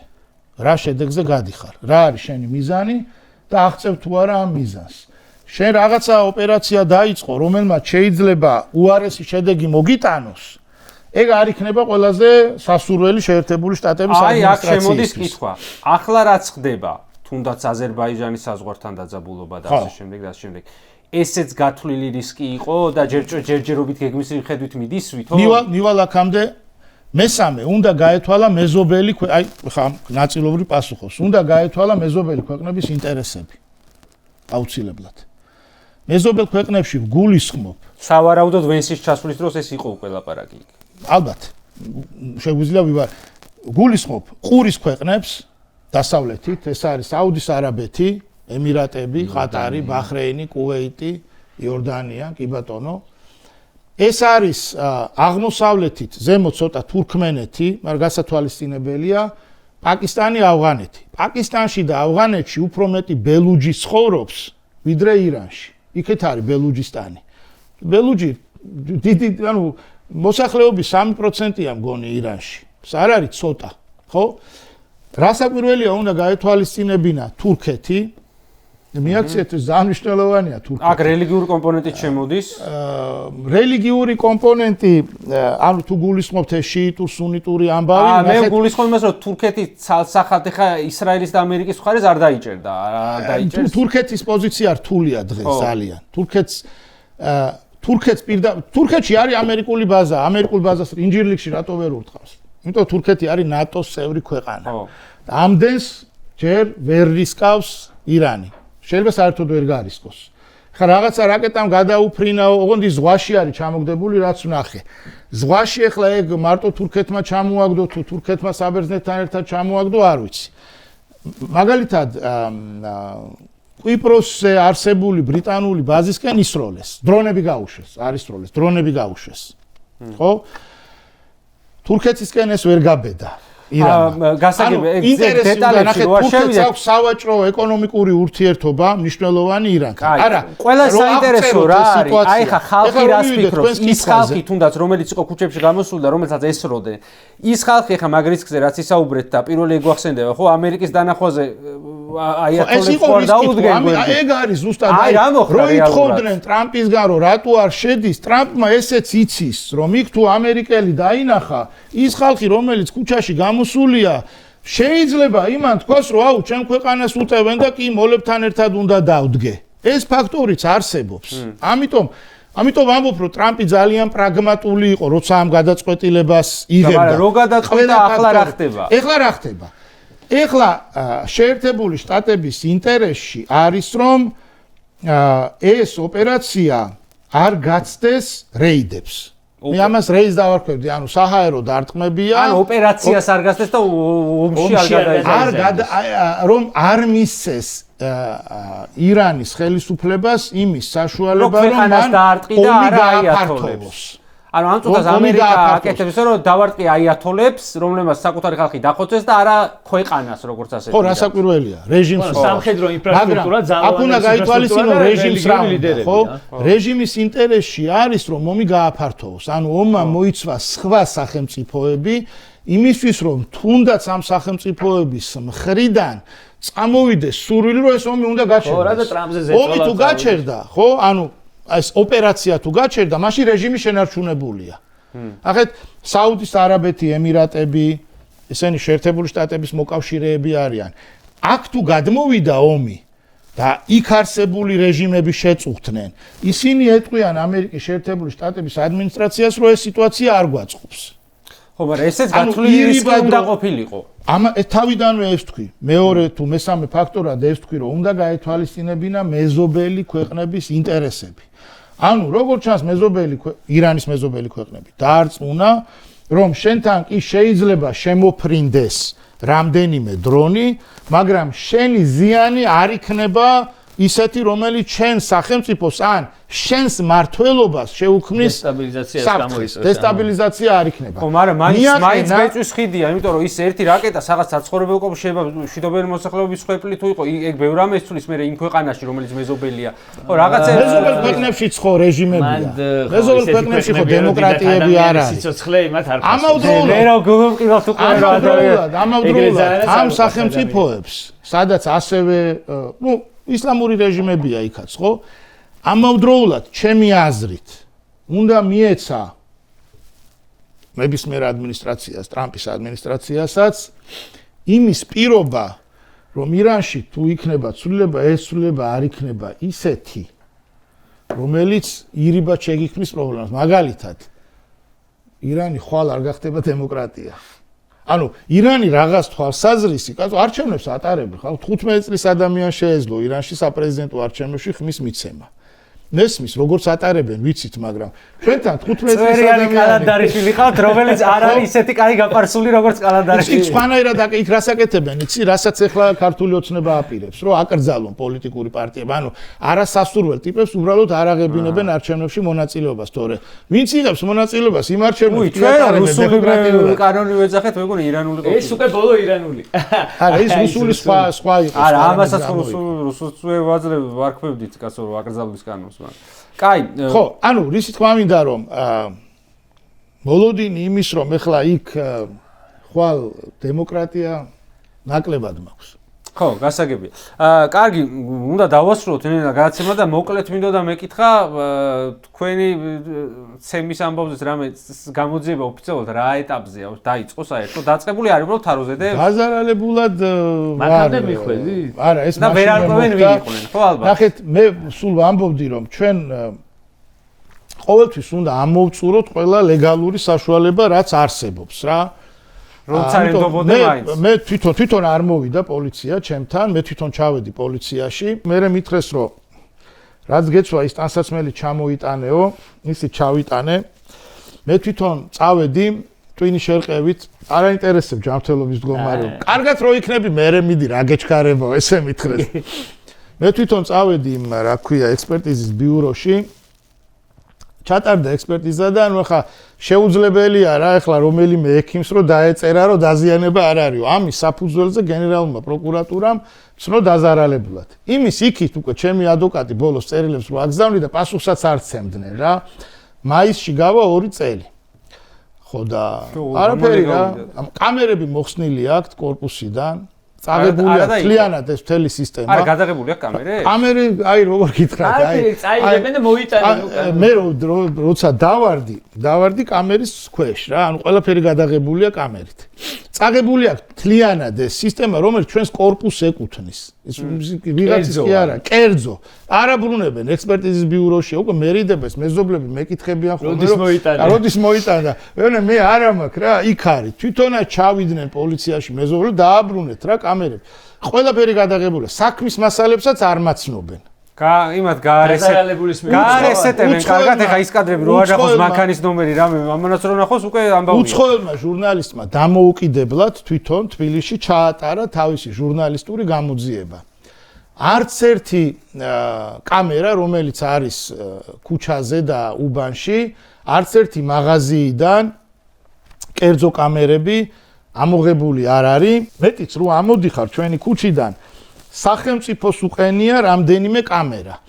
ყველა მიმართულებით უყურებს გზას. ანუ შემთხვევის ადგილიდან თუ ვინმე ქვემოთ გაიქცეოდა, უნდა ახალ გზაზე ჩაერბინა, ზემოთ გაიქცნენ. ზემოთ ვერ ამოხვალ სხვანაირად რომ იმ კამერამ არ დაგაფიქსიროს. უბრალოდ გამორიცხულია. ის კამერები დგას რომ მანქანები დააჯარიმოს და ადამიანებს უყუროს. აი ეს დიდი პარლამენტზე რომ ეგეთი კამერები დგას რა. მე იტყვიან აი პოლიციას რატო არ ენობენ. აი ხან არა აგერჩეთა გამოიძიეს და პროკურორამდე ვერ მივიდა და ის მესამე კვირა უბრალოდ ეხ მაინტერესებს რამდენი ხანია დავალებაზეა რა გასული. ერთი მესამე თუ მეოთხე კვირაა. მეთქი იმიტომ ანუ ამაზე სახეები ამოღებული. იდენტიფიცირებული აქვს აეროპორტი მინდა ეს ხათავს და წაიღოს სასამართლოში. თუ როგორც არის, უნდა დაიწყოს რა ეს მიცეს. ყველაფერია. ანუ ტიპები, რომლებიც კასტეტები დაესხნენ, თავს არიან იდენტიფიცირებული. იმასაც ვერ იტყვიან რომ არ არის შენ უარესია ხალხი. ჩემთან გამოძიებას არ აწარმოებენ საერთოდ რა თავს და ვანდალიზმის არაფერი არ ხდება საერთოდ. ვანდალიზმის ფაქტზე მაქამდე მივიდნენ სერვერები წაიღეს, მერე უკან მოიტანეს. ან ჩემ მანქანაზე სადარბაზოს და რაღაცას პლაკატები რო გამოაკლეს და ცირამუამ წერს წერილს რო გამიშვეს მაშინ მოვიდა ეგ წერილი რო რამე ახალი თუ იქნება აუცილებლად შეგატყობინებთო და კამერებია სადაც აი ყველგან აი ბეღურას ნახავ ჩემთანაც ეგრეა ყველაფერს კამერა უყურებს საერთოდ კერძო 112 ისეთი სადარბაზოს კარის თავზე არის კამერა ნუ კაი რაღაცა ვლაპარაკობ აი ხა ეს არის შერჩევითი მართლმსაჯულება ეს რაღაცა რა ასეძახიან CCTV-ო თუ DVR-ო თუ რაც არის კარგად არის მე მგონი. წაღებული აქვს მთლიანად. ჩემთან მოიტანეს. არაფერი არ მოუტანეთ ექსპერტიზის ბიუროში. აი ხა ამას ხოცი რო უსმეს მოიცა ერთი ხუთი ტანსაცმელი მე ხო მივიტანე ტანსაცმელი მიმატანილეს რადგან მე კვალი რო იყოსო რა დამნაშავების ოკეი კაი წავიღე ტანსაცმელი რა ბევრი კოსტუმი მე უნდა მქონდეს სულ მქონდა ესე რა რომ სამსახურის რა მჭირდებოდა რა პერანგი ჰალსტუხი ერთი ჰალსტუხი მაქვს რა რაღაც მაჩუკეს რაღაცა ძირადღირებული ბრენდია რა რაღაცა მეც არ უყვართ პიჯაკები და ჰალსტუხი არა მე სულ არა ვერ ვიტყვი რომ არ მიყვარ არ მიყვარდა მაგრამ შემიყვარდა რა იმდენი წელი მეცვა რომ ბოლოს მივეჩვიე არა მე ჰალსტუხებს იშვიათად არ მე არა ვარ რა დიდარი არა ვარ რომ ბრენდებში გადავიხადო და არა ძირითადად ჩუქნიდან მეგობრები და ეს არის რაღაც კარგი ბრენდი რა რაღაცა ქვია კანალისიო თუ კანარისიო თუ რაღაც ეგ ერთი ჰალსტუხი მქონდა ეგეთი ძირადღირებული რა მაინც და მაინც ისმეკეთა იმ პოლონეთის მიღებაზე იქიდან მოვდიოდი და მაინც და მაინც ის წაიღე ისე რო გავიგერო მაშინ ხახცემდე ძირითადად პოლიტიკურ ისეთ აქტორებს ცემდა ხოლმე შენი ცემა იმდენად მე მგონი მაინც ზურას მარო იყავი უფრო იმან განაპირობა ძალიან კარგად ხსნი და რაღაცა მე რასაც ვარ დაკვირვებული ჩემი ნათქვამი ჩემს ნათქვამზე აქვს რეაქცია ანუ ვაკვირდები ამას ახლა შეიძლება ძალიან ჭკვიანი არ ვარ სულელი არა ვარ რა ვაკვირდები როცა რაღაცას ვამბობ მე ვაკვირდები ხოლმე რა რეაქციებია რა და ახლა მე რეაქციები მინახავს მე ეს რეაქციები მინახავს და მაშინ ამ რუსულ კანონთან მიმართებაშიც რასაც მე ვამბობდი ეს მათ აღიზიანებდათ ეხლაც ხო ვაკვირდებია რა ხო ურეკავენ ადამიანებს რომ მოდი რაღაცა ვითომ დებატები რო დადგეს რა ჩემთან არ რეკავენ ჩემთან დარეკეს მე ვეთანხმები თუ არა ბრიტანულ სანქციებს აი სისულე და ამაზეც პასუხი არის რომ რო დარეკავენ ეს ყლევა იყო რამე თუ უბრალოდ იბედიდან როგორ რა ვიცი რო დარეკონცა ხო ნახე მე ახლა აქაც ვიტყვი რა მე როცა თქვეს რომ დებატები გვინდაო მაშინაც თქვი ნებისმიერ დროს მე მივდივარ პოლიტიკურ დებატებში მონაწილეობენ პოლიტიკოსები არ მონაწილეობენ ერთ მხარეს პოლიტიკოსები და მეორე მხარეს ექსპერტები პოლიტიკურ დებატებში უნდა იყოს დაცული პარიტეტი ეს რაღაცა იაფასიანი სცენარო აქედან ჩვენ ორნი მოვედით და იქიდან თქვენ 4-ნი იყავით ამას ეხლა ვისაჭმევ ხო მე ვერ მაჭმევს მე პოლიტიკური კომუნიკაცია ნასწავლი მაქვს დიპლომატია არის პოლიტიკური კომუნიკაცია არ დამატებით ის საზოგადოებას თუ ვერ აჭმევენ გია ჯაფარიძე თუ არ შეჭამს არა უშავ ხო მე ვერ შევჭამ მაგას ჩემთან არ გამოდის აქ მივდივარ ეხლა ზუსტად პარიტეტი უნდა იყოს დაცული დროში კობახიძე 57 წუთს სულს ლაპარაკობს და ჯაფარიძე 2 წუთს ნახევარს ეგ არა მოდერატორი თუ უნდათ უცხოელი დასვან მოდერატორი არ უნდა იყოს იმათი რა +1 არ უნდა იყოს რა მოდერატორი უნდა იყოს ობიექტური რა ანუ დრო მოდერატორისგან ბევრი რამე არ მინდა დრო დაიცვას მესამე თუ მეოთხე თემა უნდა იყოს რელევანტური ხო მე ახლა იმაზე სადებატოდ არ წავალ რომ არ ვიცი ევროკავშირი თუ ევროსაიუზი საფრთხობელები ბოსტანში აქედან უნდა დავდგათ თუ იქიდან არც საგარეო პოლიტიკურ ორიენტაციაზე იმიტომ რომ საგარეო პოლიტიკური ორიენტაციის საკითხი კონსტიტუციით არის გადაწყვეტილი ხო ანუ ნებისმიერ თემაზე ეთერი უნდა იყოს პირდაპირი ჩანაწერი არა რომ მე რაღაცეები ამონტაჟო რაოდენობა ასევე პარიტეტის მარტო წავალ მარტო მოვიდნენ და კიდევ ერთი რა შეიძლება ეხლა ისე მოგეჩვენოთ რომ შენ მართლა ვინ ჩემი ის ფეხები ხარ ეხლა მოინდომე აქ რაღაცა მე არ წავალ დებატებზე მე-7 მე-5 მე-4 მე-3 და მეორე ეშელონის ტიპებთან ძმები თხოვენ კობახიძეს ან გამოვიდეს პირველი ეშელონის ხალხი პაპუაშვილი კობახიძე ან გამოვიდეს თავარ ვინც მართავს ივანიშვილი და ივანიშვილის გარშემო არსებული ჯგუფი ანუ მან ხო როგორ არის ივანიშვილი და ივანიშვილის გარშემო ვინც არის ვისაც ჩვენ ვერ ვხედავთ მერე მოდის შემდეგი რკალი ვისაც შეიძლება კომუნიკაცია გქონდეს ივანიშვილთან კობახიძე აი მერე მოდის ვიღაცა პაპუაშვილი და მერე მოდიან დანარჩენები მე დანარჩენებთან არ მივდივარ დებატებში მე წამსვლელი არა ვარ ნებისმიერ დებატში, პოლიტიკურ დებატში მივალ, ოღონდ გამოვიდნენ, ეყოთ ვაჟკაცობა, ეყოთ მე ზუსტად ვიცი რომ კომპეტენცია რომ ჩემთან იდებატონ არ ექნებათ. იდებატონ ზურა ჯაფარიძესთან, გიორგი ვაშაძესთან იდებატონ. ეგენი ნაკლები კომპეტენციის მე დაბალი კლასის კაცი ვარ. არა. ესენი აჯობებენ კომპეტენციით, ათრევენ ჯაფარიძეს და ვაშაძეს. ათრევენ. იმიტომ აი ნახეთ რატო ჩასვეს ესენი ციხეში, ამიტომ ჩასვეს. გარეთ არ უნდა ყოფილიყო ეს ხალხი. კომუნიკაცია არ უნდა ქონოდათ ამათ ხალხთან. ეს ძალიან მნიშვნელოვანია. რატო თვითონ არჩევენ, ეგეთი რამე გაგიგიათ რომ მე მიყურებია, მევალებოდა რომ მეყურებინა პოლიტიკური დებატები. ახლაც უყურებ. აი ბოლო დებატები მიუხედავად იმისა რომ არ მესმოდა იყო პორტუგალიის საპრეზიდენტო არჩევნების დებატები, რომ მაინტერესებდა აი ახალი კაცი გამოჩნდა არც იდეოლოგი არაფერი არა, სუპერ პოპულისტი და რას ლაპარაკობს, როგორ ლაპარაკობს ეს რომ ბოლო დებატები ვნახე აი პორტუგალიის საპრეზიდენტო არჩევნების კაი ზარშორწო. ანუ სულ უყურებ, ვიცი რაც არის დებატები რა. დებატებში თვითონ რო ეძახის ხალხს, რომელსაც არჩევნებში მონაწილეობა არ მიუღია, ერთად რო აიღო ყველა ვინც გამოყვანილი ყავს მეორე მხარეს, ერთად რო აიღო 9% არ ექნება რეიტინგი. ეგეთს რა უნდა ეგრე ყველა იმაში დემოკრატიულ ქვეყანაში არის 100 პარტია რეგისტრირებული. დებატში ყველა კი არ მიდის. არა, დებატში მიდიან ის პოლიტიკური პარტიები, იმ პოლიტიკური პარტიები, ვისაც აბა ეხლა ეს სად არის, ეგრე სად ხდება, მაშინ ეგ არის რა ქვია, ბალაგანი და კორდებალეტი. თვითონ შეარჩიეს ვისთან უნდა დებატები. არგი რა, ჩემთან რატო არ რეკავენ? დარეკო. შენც არა გაქვს პოლიტიკური წონა იქნებ, კაცო, რა შენი რეიტინგი გაიზომა? ანუ იმ ნეიტრალურ საქართველოს ჩემზე მეტი პოლიტიკური წონა აქვს? იმათ პოლიტიკური პარტია აქვს ცალკე და შენ არა გაქვს. მე 10000 სტუდენტისთვის მაინც მისწავლებია. რომლიდანაც 9000 ხო? რომლიდანაც 9000 ყოველთვის იქნება ჩემს გვერდით. ხო და ეხლა იქით ვიღაცა ტიპები მოკავს, რომელსაც 9 ამორჩეველი ყავს სულ. იმას აქვს ონა. როცა მე არჩევნებში მივიღე მონაწილეობა და არჩეული ვიყავი. ეს ნეიტრალური საქართველო ხო ყოფილა. ვისი ფსით? არას, რატო არ უნდა თქვა, კაცო, მე რასიითაც მივიღე, იმ ბილეთს დავიცავ ყოველთვის, რა თქმა უნდა.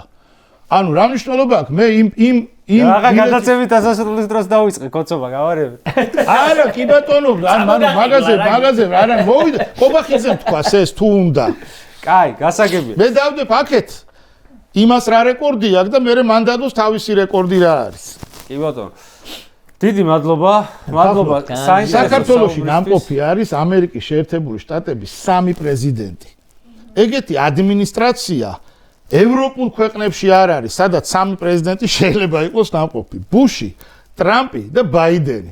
და ეს ყველაფერი მოხდარი არის ერთი ადმინისტრაციის პირობებში. და ანუ ეხლა როცა ვიღაცა იმას რა ქვია არჩევანს მიწუნებს, ხო? უნდა მითხრას თვითონ რა აქვს გაკეთებული რა. მე ვიცი მე რა არჩევ. მე ხო პარტიული არა ვარ. მე არა ვარ პარტიული. ჩემი შეგნებული არჩევანია.